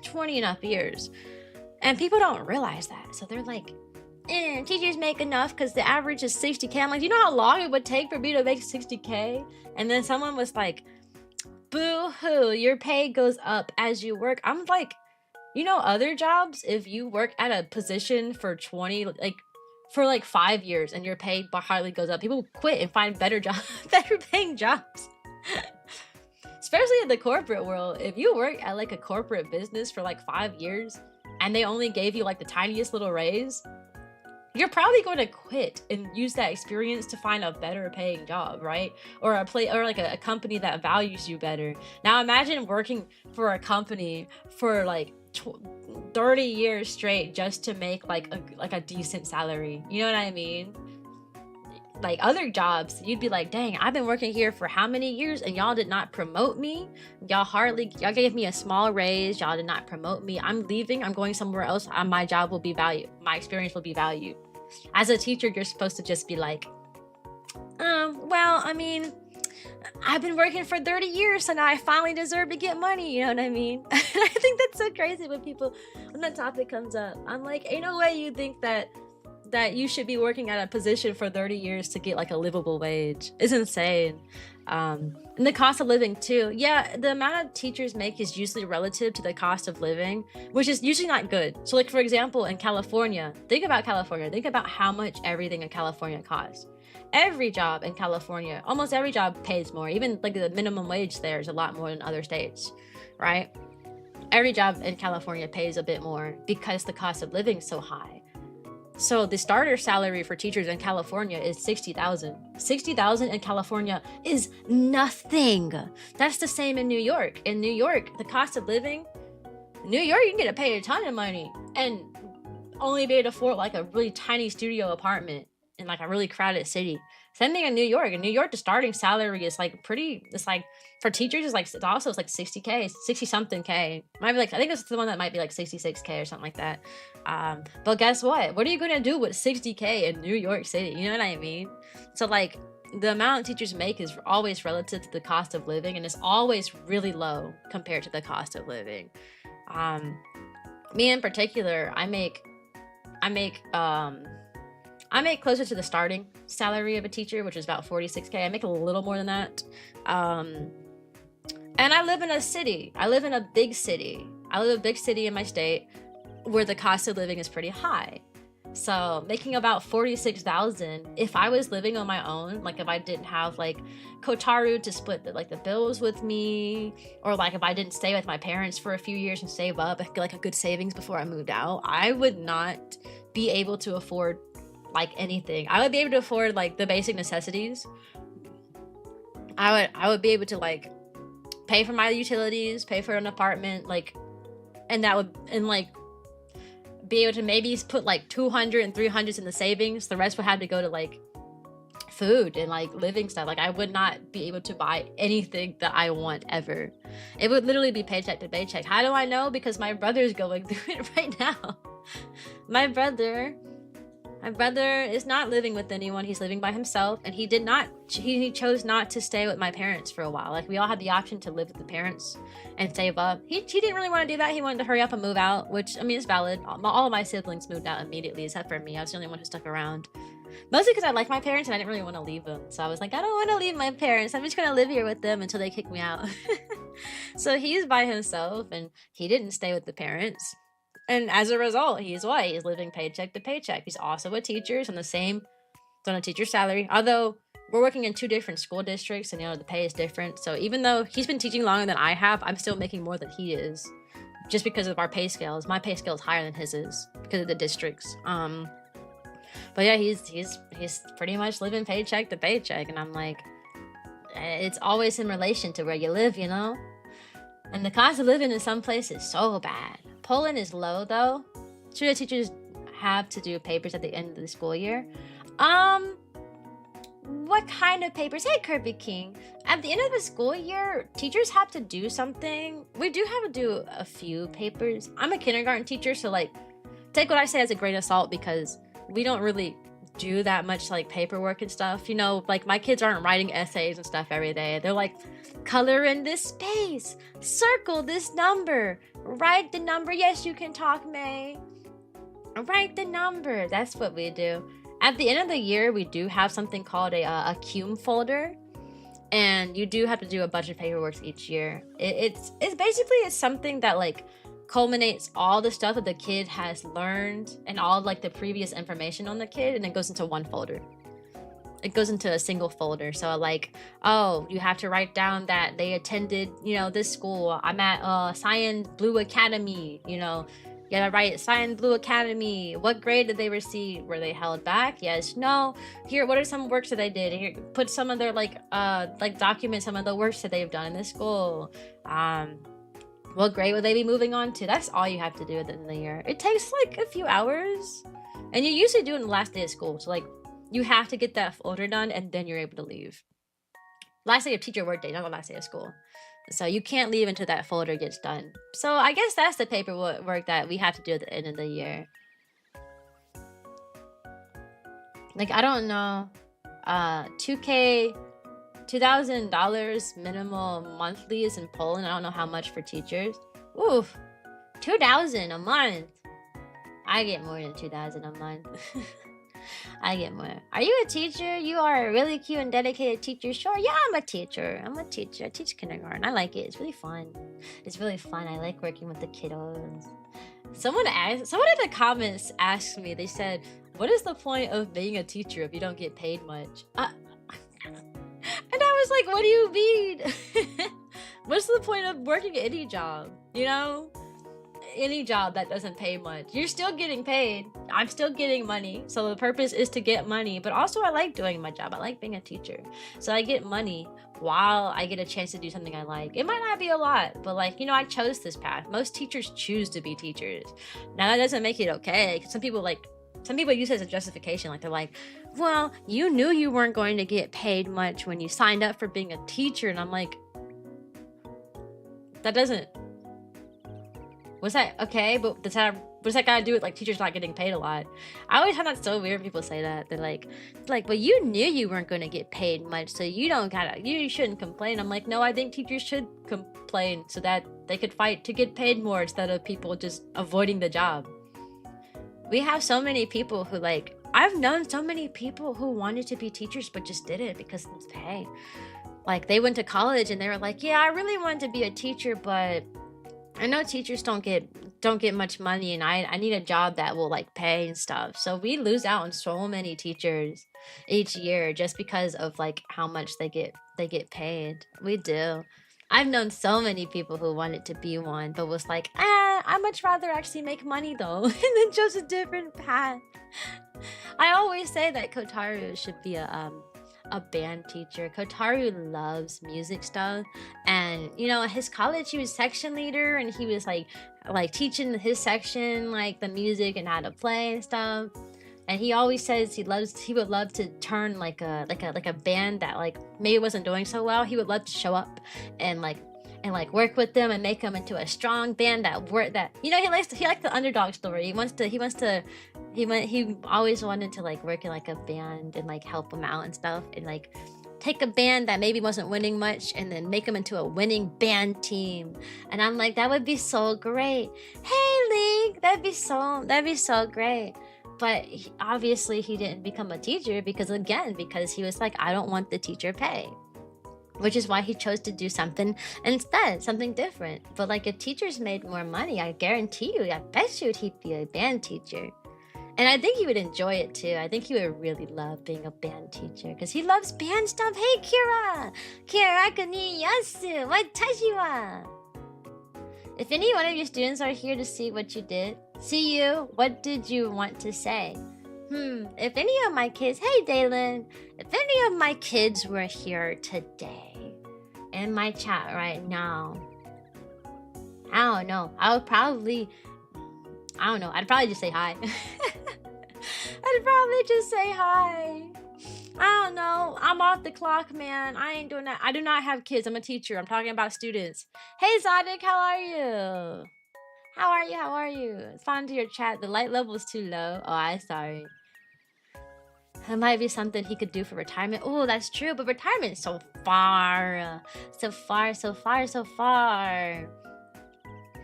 But yeah, no, I do not have kids. If I had kids, I probably wouldn't stream as often. I always said that if I were to graduate from being a VTuber, it would probably just because I ended up with kids. Or I would go like a really long hiatus. Like, can you imagine? I don't know. I just have trouble like imagining the idea of like streaming when you have like a baby in the background. Like, I'm over here trying to tell stories about, like, my job or, like, stories about, like, what's going on nearby or something. Now you hear it's like, where in the background. I'm like, oh, not now, baby. I gotta finish streaming. Hey, Kevin, how are you? Like, I just cannot fathom how people with, like, a small child, like, or, like, a baby could, like, balance streaming. It would have to be, like, when the baby's sleeping or something. I'd be like, okay, guys, the baby's sleeping. I could finally, like, you know, if I had a kid, I don't know. That's why I said I ain't graduating or hiatusing for nothing unless I had a child, and that'd be something I'd go away for a little while. Let me into the match. I crave blood. Oh wait, you're not playing with chat. Oh wait, you're not playing at all. I'm mostly just chatting stream. I play with chat on Fridays. Fridays are puppy party days. Those are when we play games. I'm gonna put up a poll in the Discord very soon asking what game you guys want to play, okay?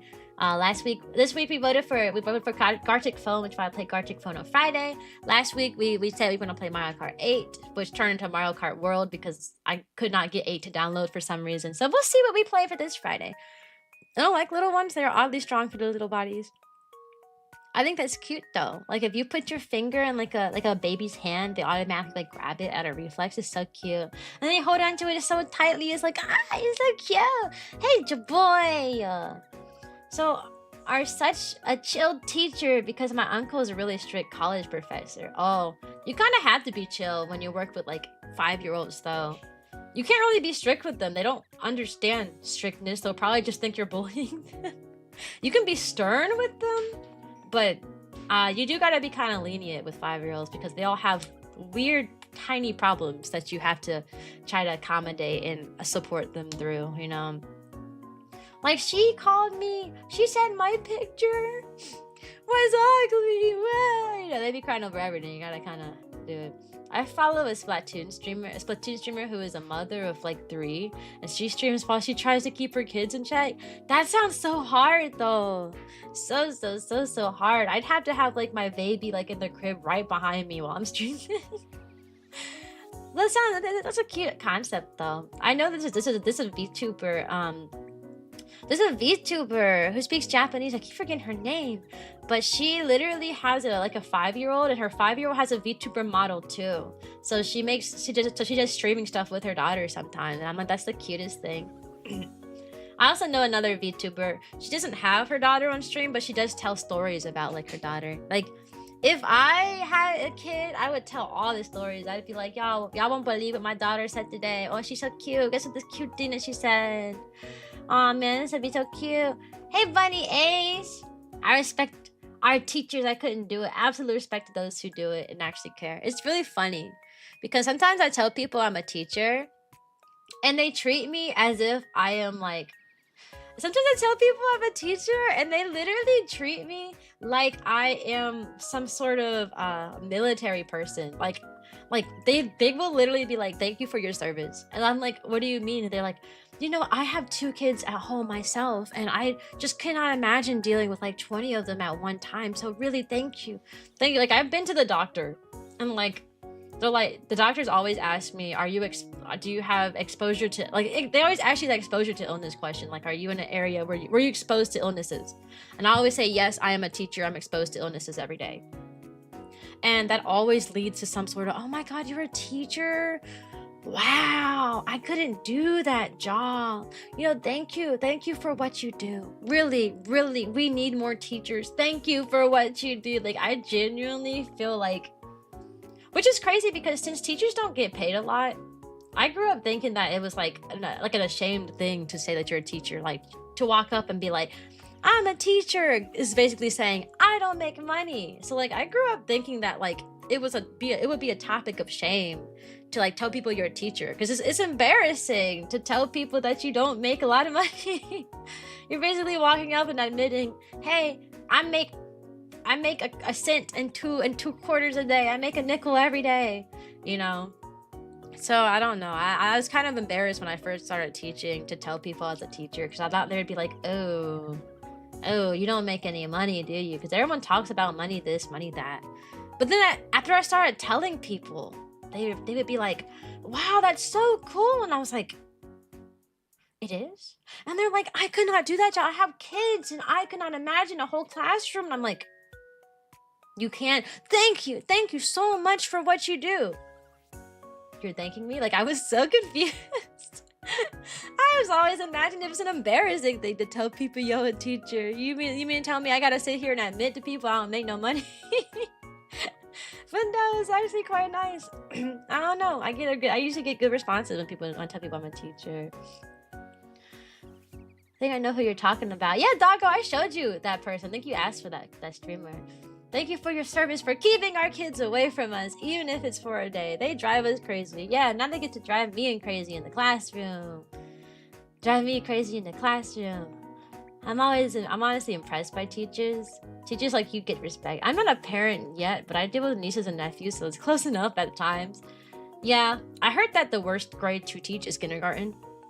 It is one of the hardest ages to teach because kids don't know what to do. Like, they don't know how to walk in the line. They don't know how to they don't know to like sit still and be quiet, to listen to you. They don't know how to go to their desk. They don't know what numbers are. They don't know anything. Some kids can't even put their book bags on their own back when they come into kindergarten. I had one kid my first year who every single day she would cry because it would be time to put our book bags on and she couldn't do it, so she just cry. And at some point I said, I'm not helping you anymore. So you just want to go in that corner and cry until you figure it out. Because I was like, you need to learn how to put on a book bag. Watch how your classmates put them on. I even showed her how I put my book bag on. I said, I'm not helping you anymore. And the students are so empathetic, so they'll try to help too. I'm like, don't try to go over there and help her. She needs to learn how to do it. I'm a teacher eaters. Hi, I am a respected job worker, which gets paid too little and one small accident away from becoming homeless. Yeah. I've tried teaching children before, and by the end of it, I was close to losing my sanity. But thank you for being a good teacher. I think you get used to it. My first year, I was losing my insanity, but by the second year, I was okay. By my second year, I was like, I felt capable as a teacher. I felt like I was doing a good job. I felt happy to be there. So now I think I'm doing pretty good. I don't know. I'm doing a great job. I give myself a pat on the back. I think I'm doing a pretty darn good job. We'll see though. I get observed on Tuesday, so we'll see what my observers say. We have a new assistant principal, so and he's the one observing me, so I have no idea like what he's looking for, if he's gonna like what I do, if he's not. Well, we'll never know.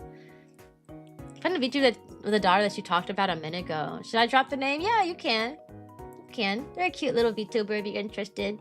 We all have lots of problems. We don't consider them problems. We call them what makes us different. Yeah. Hey, Nova. Oh, yeah, it is that one. Oh, Sukure. Yeah, that's who I was talking about. Sukure. She's a cutie VTuber. I love her. I was watching some of her like stuff that gets translated because she speaks Japanese. I love that VTuber. Part of the problem is these iPad kids. These darn iPad kids. You guys should see. You ever seen like the more recent episodes of SpongeBob? Have you seen any clips from the recent episodes of SpongeBob? I think those episodes really show us what the kids today are looking at. Because the plot doesn't make any sense most of the time. And sometimes when there is like a resemblance of plot, it gets like messed up by just random stuff being thrown onto the screen. Which sucks because since these kids are like constantly showing all these like high-paced, like super fast visuals all the time, once they finally like have to sit down in a classroom where you're quiet and you're not being overstimulated, they don't know what to do themselves. They be bored, they be about to fall asleep, they be tired, they be ready to go home, they be closing their ears. Because they're so used to watching shows like the newer SpongeBob episodes where like with everything's in their face 24/7. It's so hard. I think when you become a mother, you can use this experience to get at handling your child. Yeah, actually, that's one of the reasons why I wanted to be a teacher, actually. That's part of the reasons why. Because I knew I want to have kids someday. I want to have a litter of puppies. And I know that working with kids myself, like 5-year-olds, should be helpful for that. Like, I know how to be stern with the kids, but also be nice and teach them like lessons and stuff without like, being mean and stuff. So I think it should be good. And I also know what these kids need to learn when they come into school, right? Because I'm teaching kindergarten. So I'm gonna know what my kiddos need to know. I also know what not to teach the kids, because there is some stuff you should not teach the kids. Some stuff that people don't realize, like for example, schwa sounds are a big thing.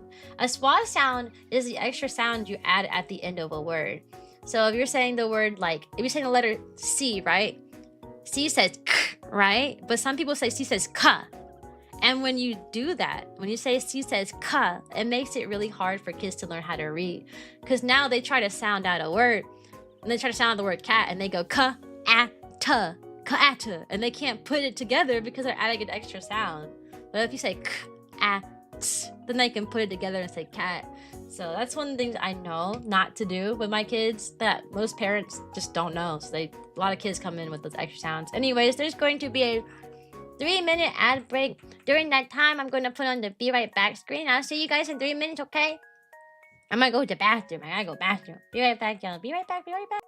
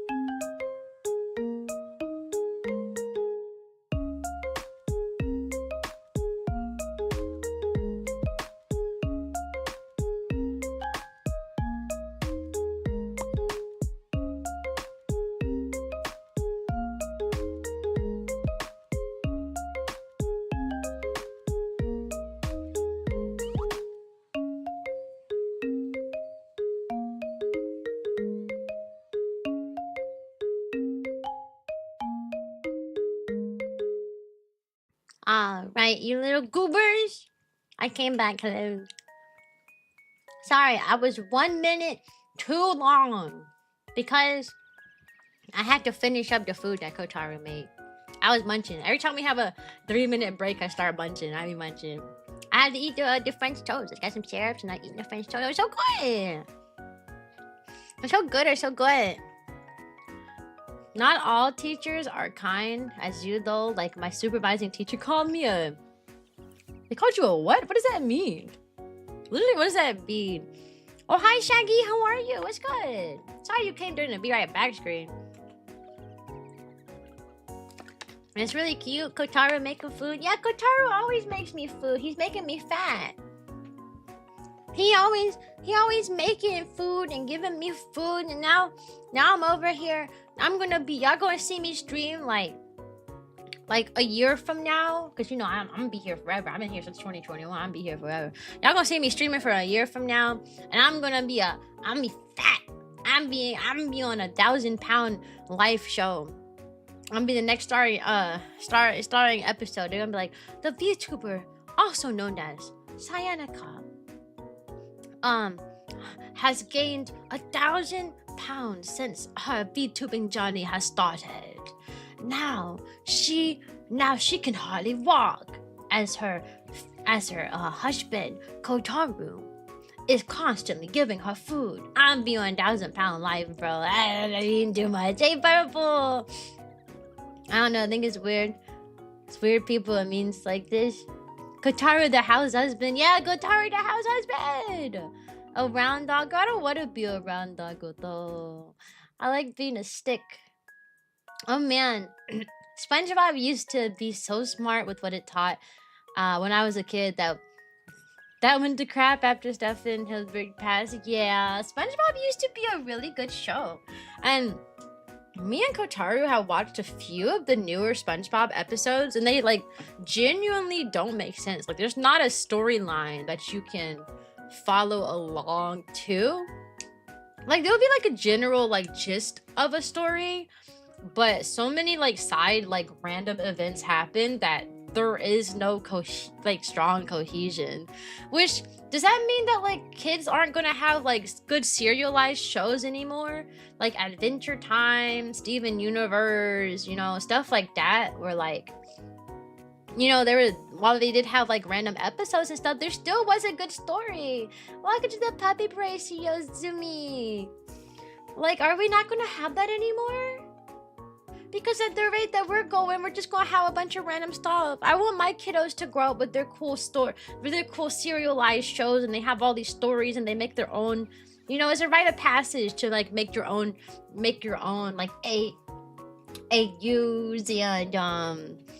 and OCs and Wattpad stories and like there's a rite of passage. But I hope the kids like in the future can get that passage, because everything now is just flashing lights and flashing images all the time. Is that what Cartoon Network was airing, and it's all marathon shows? Was it? Is it like shows that we watched before? Like, are they making any more new shows? Because I know for a while, at least when I was in high school and I was watching,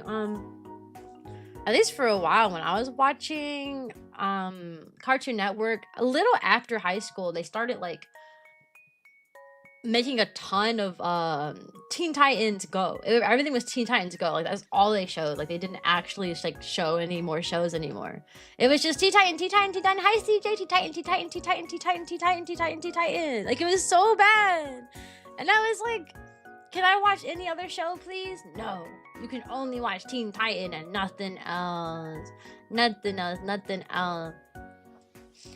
The mess that is modern English. Word A came from Latin. Word B came from Anglo. Word C came from Saxon. Word D came from Germany. Word E came from France. That's why every single word is pronounced differently. Y'all remember when I was doing that online course and I kept complaining about it because I didn't have time to like do a lot of the VTuber things I wanted to do? Yeah, that's what that course was all about, like the different parts of English and like how hard it can be and how to teach kids how to read and how hard it can be to teach kids how to read. Man, when they started going over like the different languages and stuff, I'm like, that's so boring. Fun fact, apparently a lot of the words that we use that are sciencey words that are related to science, though a lot of those came from Greek. That's it. That's all I remember for the entire class. Have you ever tried to pronounce French words? It's hard. No. I haven't tried to pronounce French words, and I probably won't try to pronounce French word because I would probably offend a lot of people if I did. I'm gonna try to pronounce a French word and end up saying something like super crazy or super bad, and they're gonna be like, "Ah." I mean, I know a decent amount of Spanish because I've been taking Spanish classes. I took a lot of Spanish class in high school. Then I forgot a lot of Spanish, but now I'm working with kids who speak Spanish all day too. It's like, even like when I speak Spanish, when I say some words and like, when I say like some basic words and sentences to my kids in Spanish, I know I sound stupid. You know how I know I sound stupid? Because my kids, despite me speaking the same language as them, they look at me sideways. So it's probably just the way I say it. Like some of my kids like won't even respond to me if I speak in Spanish, and I'm like, okay, my bad, sorry. Other kids will. They'll look at me like I'm funny, and then they'll say it, which is silly. It's a silly dynamic, right? Because kindergarten, a lot of kids come, at least in my school, a lot of them will come in speaking Spanish and not knowing any English. By the end of the year, all those kids will be able to speak like pretty much I won't say all. There's always like one who can't. Almost every kid by the end of the year will be able to speak English. Pretty broken English, but enough English to be able to like communicate with me and their like English speaking classmates, right? And last year, at the end of the year, whenever I would say anything in Spanish, my students would laugh at me. They would laugh at me so bad. And it was because they learned all their English. You know, they learned English so quickly and they're doing fine speaking English now. And they would laugh at me when I try to speak Spanish. They'd be like, ah, ha, ha, ha, ah, ha, ha. I'm like, guys, please, it's not funny. I'm trying. And it's like, you don't see me laughing at you when you speak English, so please do not laugh at me when I speak Spanish. This is bad. I just checked 4 show blocks of Teen Titans, then Gumball, then Ben 10, then King of the Hill, and Bob's Burgers. So they are not making any new shows on the Cartoon Network. That's a bummer. It makes me sad for the kids this generation. They aren't getting anything new. But at least they're getting classics. I guess that's like the bare minimum. They have access to like the classics. Yeah. This is the bare minimum. My brothers are a bit older than me, and now I know and like things from their generation, like Adventure Time or Game Boys. Well, that's good at least. At least you got some good stories going on. These kids ain't getting no new stories. New stories equal brain rot, and that's not fun. I miss the old Cartoon Network. Yeah, I miss the old Disney Channel too. Actually, I think Disney Channel shows when I was a small kid were really nice, but by the time I reached high school, Disney Channel didn't have much going forward anymore. Like, they started introducing shows that were kind of like, I want to say the first like mediocre show they introduced and it kind of went downhill from there was Shake It Up. I feel like after Shake It Up happened, which is what got Zendaya and Bella Thorne started with their fame, but that show was like, so it was okay, it was watchable, but it wasn't good. But after Shake It Up, all the shows started getting stupid. Like, then they started doing Casey Undercover, which I thought was worse than Shake It Up. And then they started introducing more and more shows that I felt like were just worse than the last. And that's when I stopped. That's when I stopped watching Disney Channel. And then the only thing Disney Channel had going for it was Descendants. After that, Descendants, the series, people like Descendants. I like Descendants. Well, I like the first movie of Descendants. I watched like all of them. I think there's 4 of them now, or 3. I don't know. I watched all the Descendants movies. I actually liked the Descendants movies.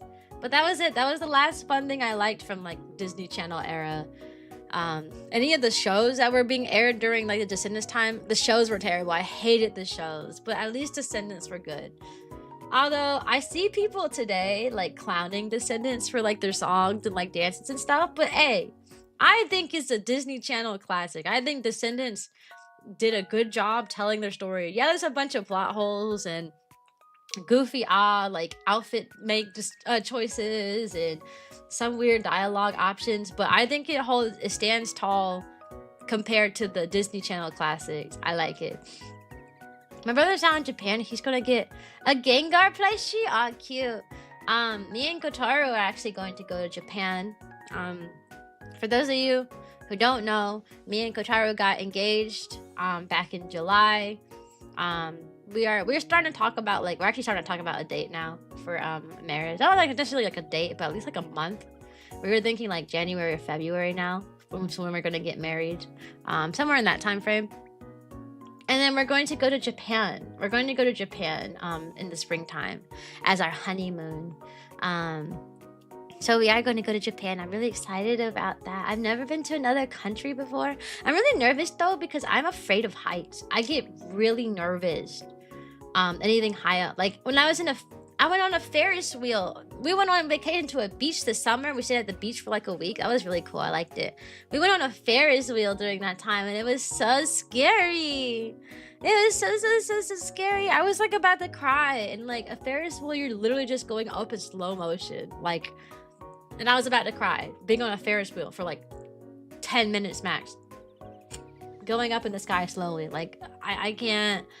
I can't. And now I'm going to be on a plane for like how many hours to Japan? It's like between like 12 and 18 from what I remember, from like the US to like Japan, depending on if you get like how many layover flights you need, like if it's a direct flight, which I don't even think they do direct flights. I don't know. I don't remember.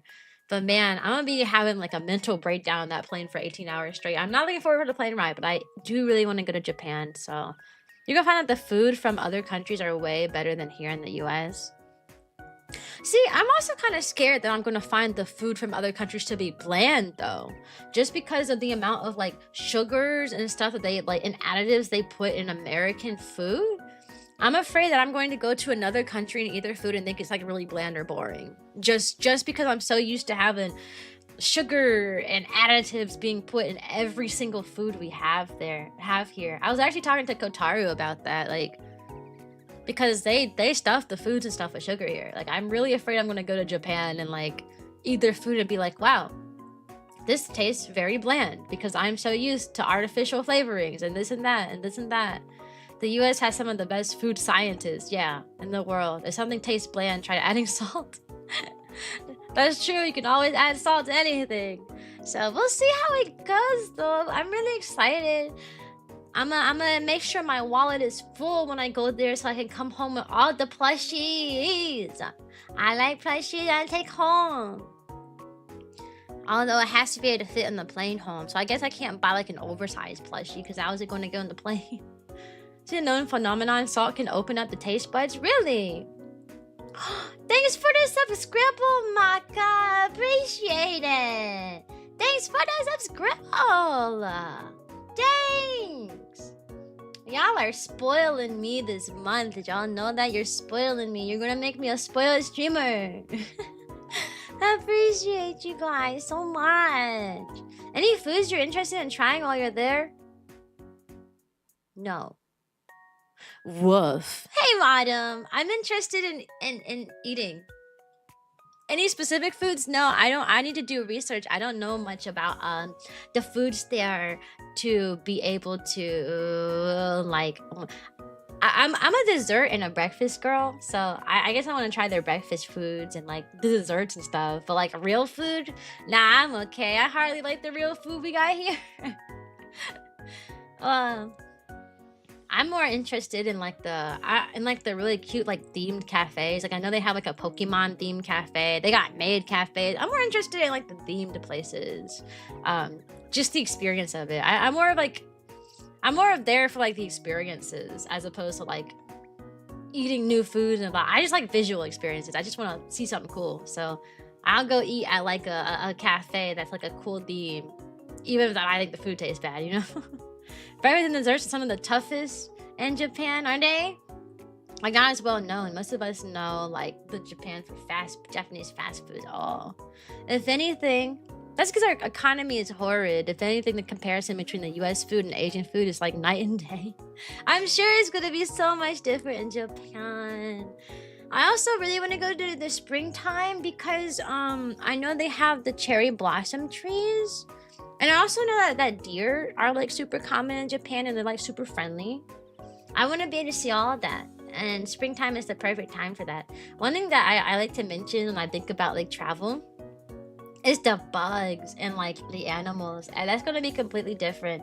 We're gonna be walking around in like Japan and see like the most question mark insects we've ever seen, or just run across an animal and be like, what is that? Like I fully expect to like be very confused by like the scenery. Like I expect to walk in and be like, what is this? I don't know what I'm looking at. Like, huh? Should I be here? What is no. Or a big yakitori. What is that? Dorito jump scare. Ah! I don't think they'll have Dorito jump scares in Japan. Going to it blind, honestly, that's my personal opinion, because I want to go to new places. I don't do research because I'm going to end up tricking my mind saying I don't want to go. I will do a little bit of research. Mostly I'm just going to do research on places I want to go. That's really the extent of what I'm going to look up. Like, where do I want to go while I'm on this vacation? Do I want to go to this cafe? Do I want to visit this store? Do I want to go to this district? Where am I going to go? That's it. So that's what I did. Like when I went to that, when I went to the vacation to the beach a few months ago. Was it last month? 2 months ago. It was 2 months ago.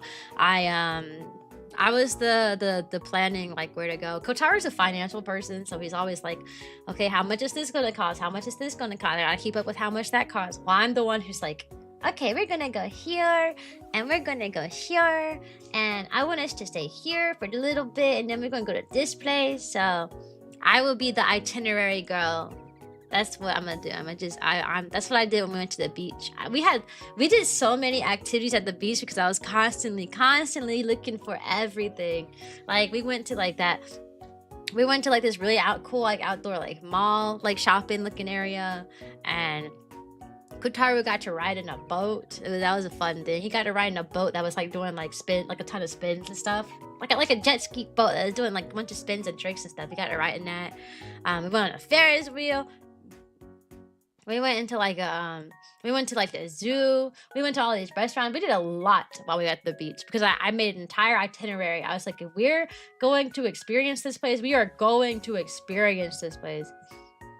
Clothes shopping might be interesting. Actually, I would love to go clothes shopping in Japan. I like a lot of the styles. I like the kawaii aesthetic of Japan. And if you can buy kawaii clothes anywhere, it would have to be in Japan. Yeah, I'm sure there's like kawaii shops or something. And also, welcome to the puppy brain, Mister. Also, I've always been, so I'm underweight, and I'm a weird, I won't say a weird shape. I'm shaped, I've said it on stream before, I'm shaped like a potion bottle.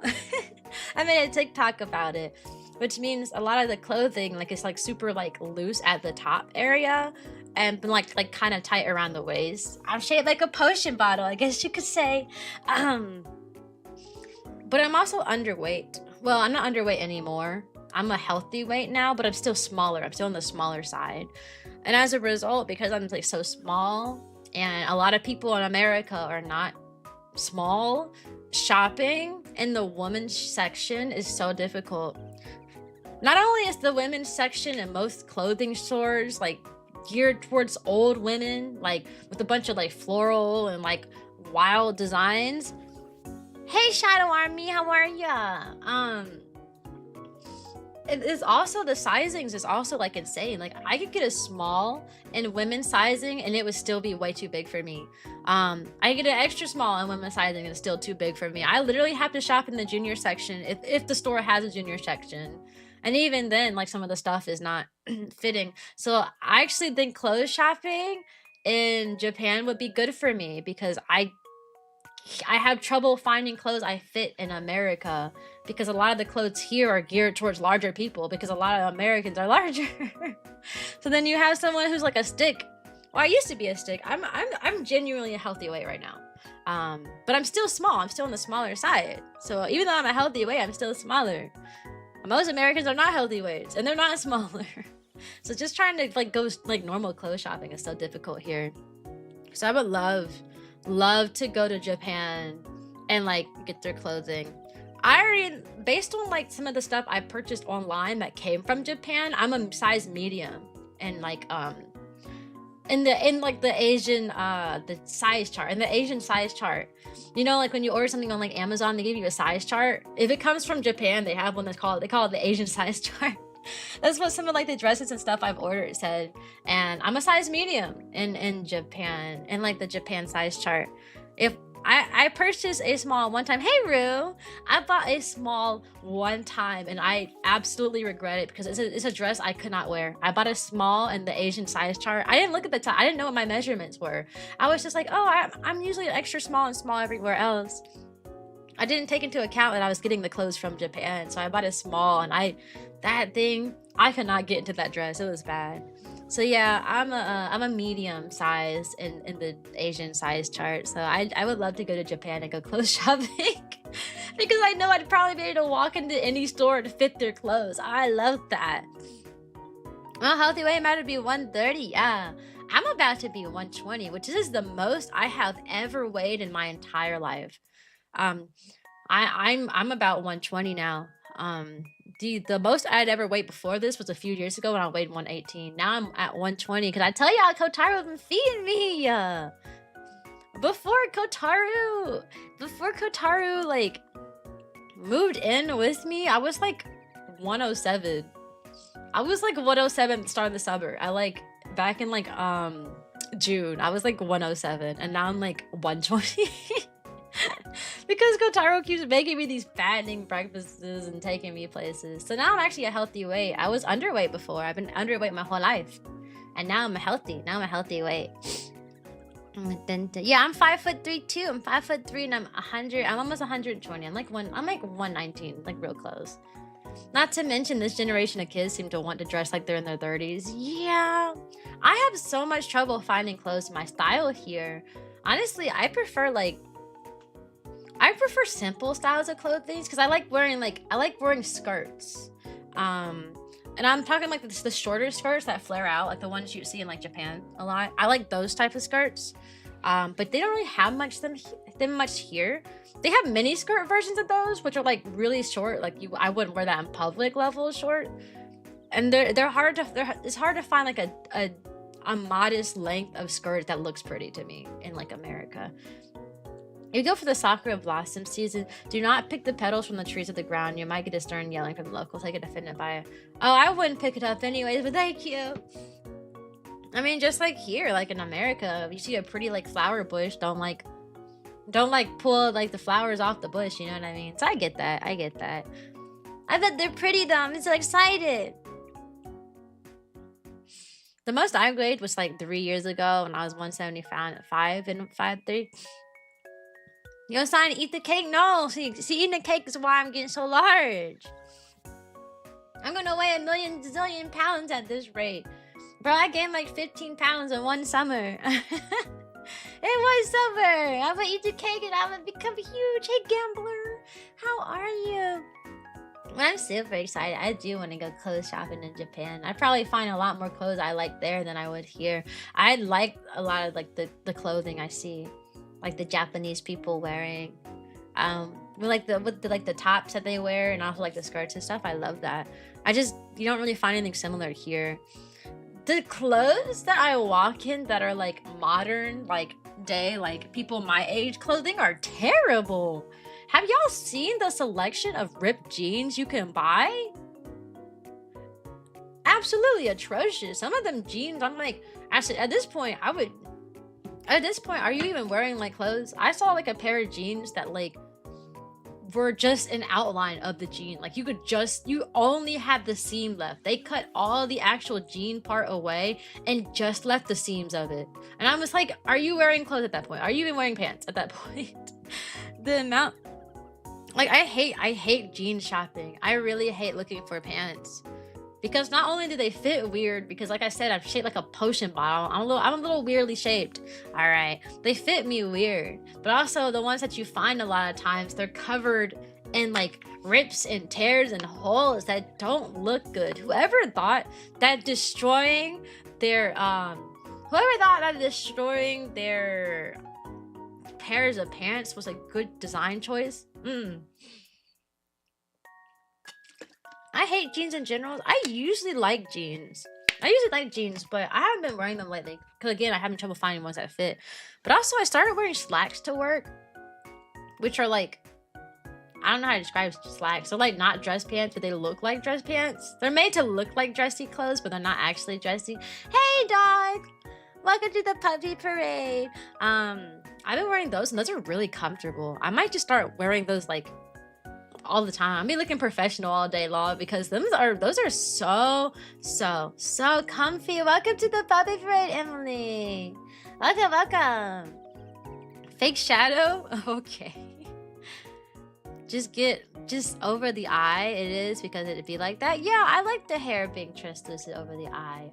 Mostly because when my hair wasn't translucent over the eye, people didn't know that this eye was brown. They thought that I had 2 blue eyes, which meant that whenever I got like artwork made of me, it would always be done incorrectly because they'd always draw 2 blue eyes, and I'm like, no, I promise you the eye underneath is not blue. Slacks are also easy to clean and dry versus jeans. Yeah, they're so comfy.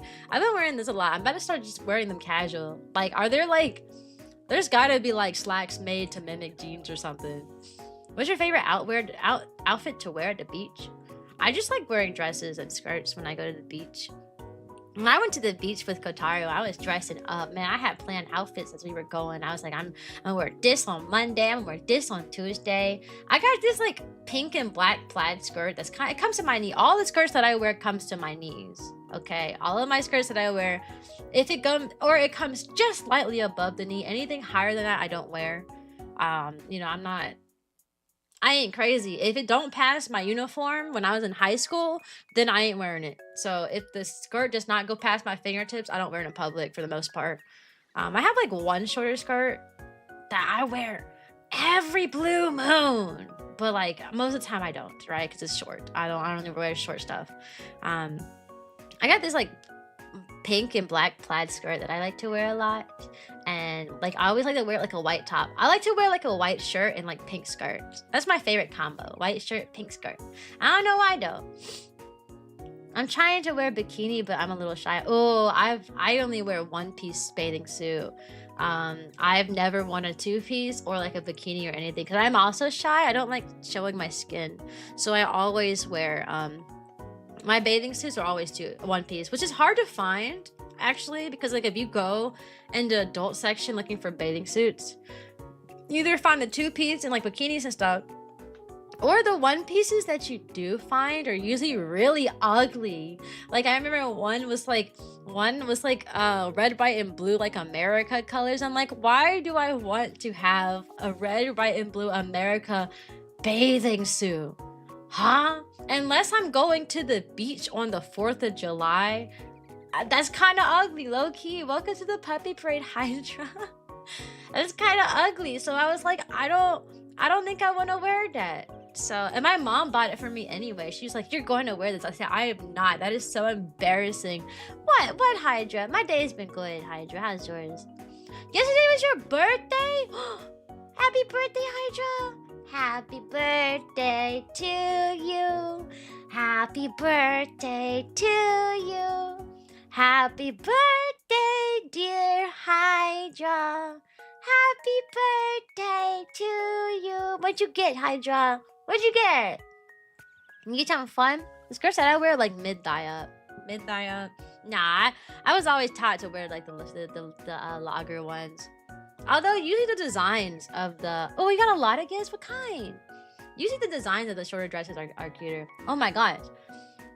Alright, you got the Dragon Ball Z Kakarot Cross-Gen Edition and the 2-in-1 Hogwarts Legacy Deluxe Edition, Harry Potter Quidditch Champion Deluxe Edition. Okay. You got 2-in-1 Mortal Kombat 11 Ultimate. Plus, you got Injustice Legendary Edition, Mortal Kombat XL, Need for Speed Heat Deluxe Edition, Need for Speed Payback Deluxe Edition, Ratchet and Clank Red Dead Redemption 2, Sleeping Dogs Definitive Edition, and last but not least, Ghost Recon Breakpoint. Are you rich? Are you rich? You coming from a rich family? You get all that for your birthday? You know what I got for my birthday when I was like growing up? $30. which was enough to buy one game at the time. But once I got into high school and my parents were getting $30 in giving me $30 and games cost at $60, I did nothing with the $30 because I didn't have enough money for anything. Toto's original total value, which is sheesh. PlayStation sales, dang, those must have been some crazy sales. The last PlayStation system I owned was a PlayStation 2, so I don't know anything about PlayStation sales these days. You know, it was before you could buy all these games online and whatnot. I do admit that because I used to wear thigh highs with my skirts. I need to start doing that. I like the thigh high like stuff. I think those look really cute. I know Kotaru like loves that style too, and he would love it if I wore stuff like that. I just don't know how to put those outfits together though. I'm really bad at putting together outfits. Like there's so many cute things I've seen. I'm like, oh my god, I would love to wear that. But then I'd be like, dang, I don't know what I'd wear it with though, and that's my problem. They're all discounted. You know Steam's doing a discount right now too. If anyone hasn't looked. Also, we haven't done the propaganda of the stream yet.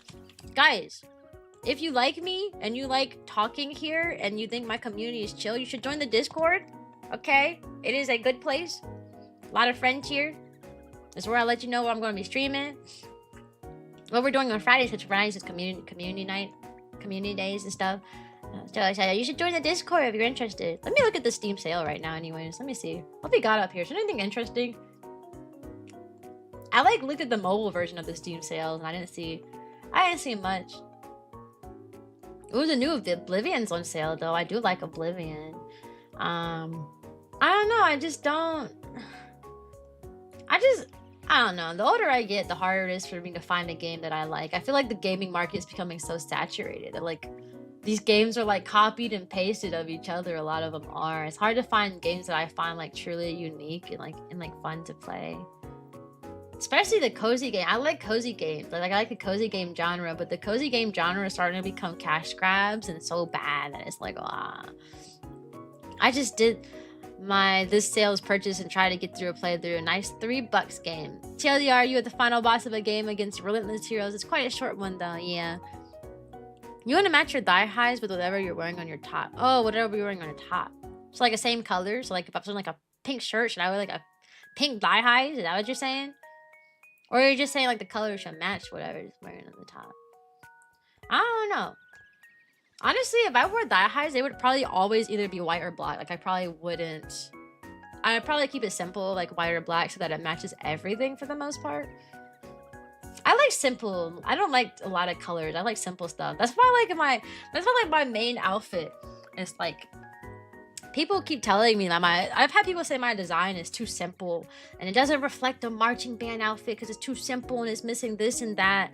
But I'm like, I like simple. I don't think every person's design needs to be overly complicated.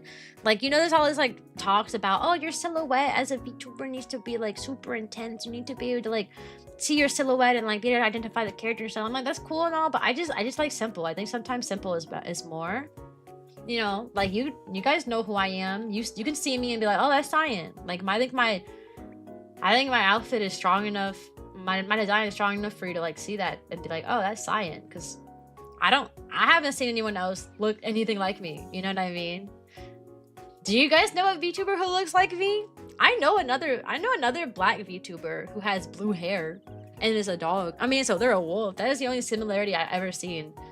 But their hair is like, my hair is like a dark blue and hers is like a really really light shade of like a light blue. Like a baby blue. That's it. That's the closest person I've seen looking somewhat similar to mine. The only thing we have together is skin color and just a general color scheme of blue. That's all we share. So I'm like, sometimes simple is good. So my outfits for like my model and stuff are all simple too. Except for my teacher outfit. Y'all, I'm getting a new outfit made soon by Neon. Neon's making it. It's my teacher outfit. I mean, I'm telling so many teacher stories on a daily basis that I think it's important that I have a teacher outfit to go with it. So I know only one black VTuber other than yours. His name is Heavenly Father. I've heard of him.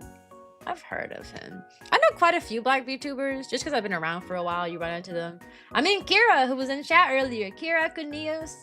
He's a black VTuber. He was one of my first VTuber friends. Yeah, new outfit. I'm getting a teacher outfit so I can tell all my teacher stories and you guys not looking at me like I'm crazy. So I can stop having people go, "Oh, you're a teacher?" Yeah, you can like look at my outfit and you'll be able to tell. Like that's the goal here. I want you to be able to look at my outfit and be like, "Oh, she's a teacher. She's telling teacher stories." Instead of having to be like, "I'm a teacher. I'm a teacher, guys. I'm a teacher. I'm a teacher. Do you know I'm a teacher? I'm a teacher. Yeah, I'm a teacher." I'm looking at this Steam sale. I don't see anything. I don't see anything I like. But I like truly want. There's not enough like deep discounts for me to consider some of these games. Some games I'm like, I'll buy them when they're like half off as opposed to like 10% off. That ain't much. And half of these aren't even discounted. The Kingdom Hearts series goes on sale every single time there's a sale. I'll probably wait to the winter sale because the winter sale is when there's a lot more stuff that goes on sale. The fall sale is a more smaller one. But that winter sale for Christmas time, oh, that's when it's time to fill up the cart. That's when it's time to fill up the cart. If I became a VTuber, I'd probably be a cat. Meow. That's why I wear really big sweatshirts. I like big hoodies. Anyways, y'all, it's about that time. It's time for me to skedaddle. I got things I got to do today. Like there's a lot of stuff I want to clean. I want to clean I want to clean the house a bit. I'm gonna do some cleaning. Well, there's nobody from Rame who is live, so we're gonna raid someone else. There's quite a few people on my following list that's alive. That's not alive. Sorry, they all alive. That I mean are like live streaming right now. We'll raid Daishima because they're very wholesome. They're super wholesome. What are they doing right now?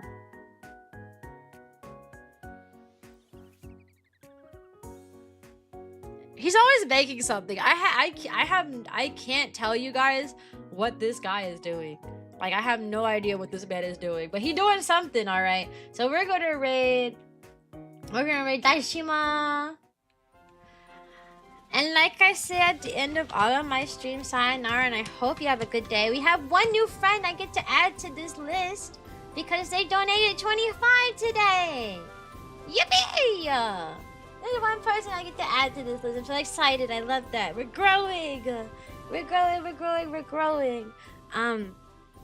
Sorry I streamed today and not yesterday, and you guys missed it a lot because of church and whatnot. I try to keep doing my Saturdays and not being super tired. But my next stream, I will see you guys probably... Wait, let me see. Let me make sure I tell y'all exactly what day you'll see me at before I leave, okay? You'll see me on... Let me check my work calendar. I gotta see if I got any work to do on Tuesday. No, I do not. So you'll probably see me on Tuesday. I do have a meeting on Wednesday. So you will see me on Tuesday. On yapping after bark. 7 p.m. Eastern time on Tuesday, okay? That's okay, Wave. Alright now. I see y'all. Goodbye, boys.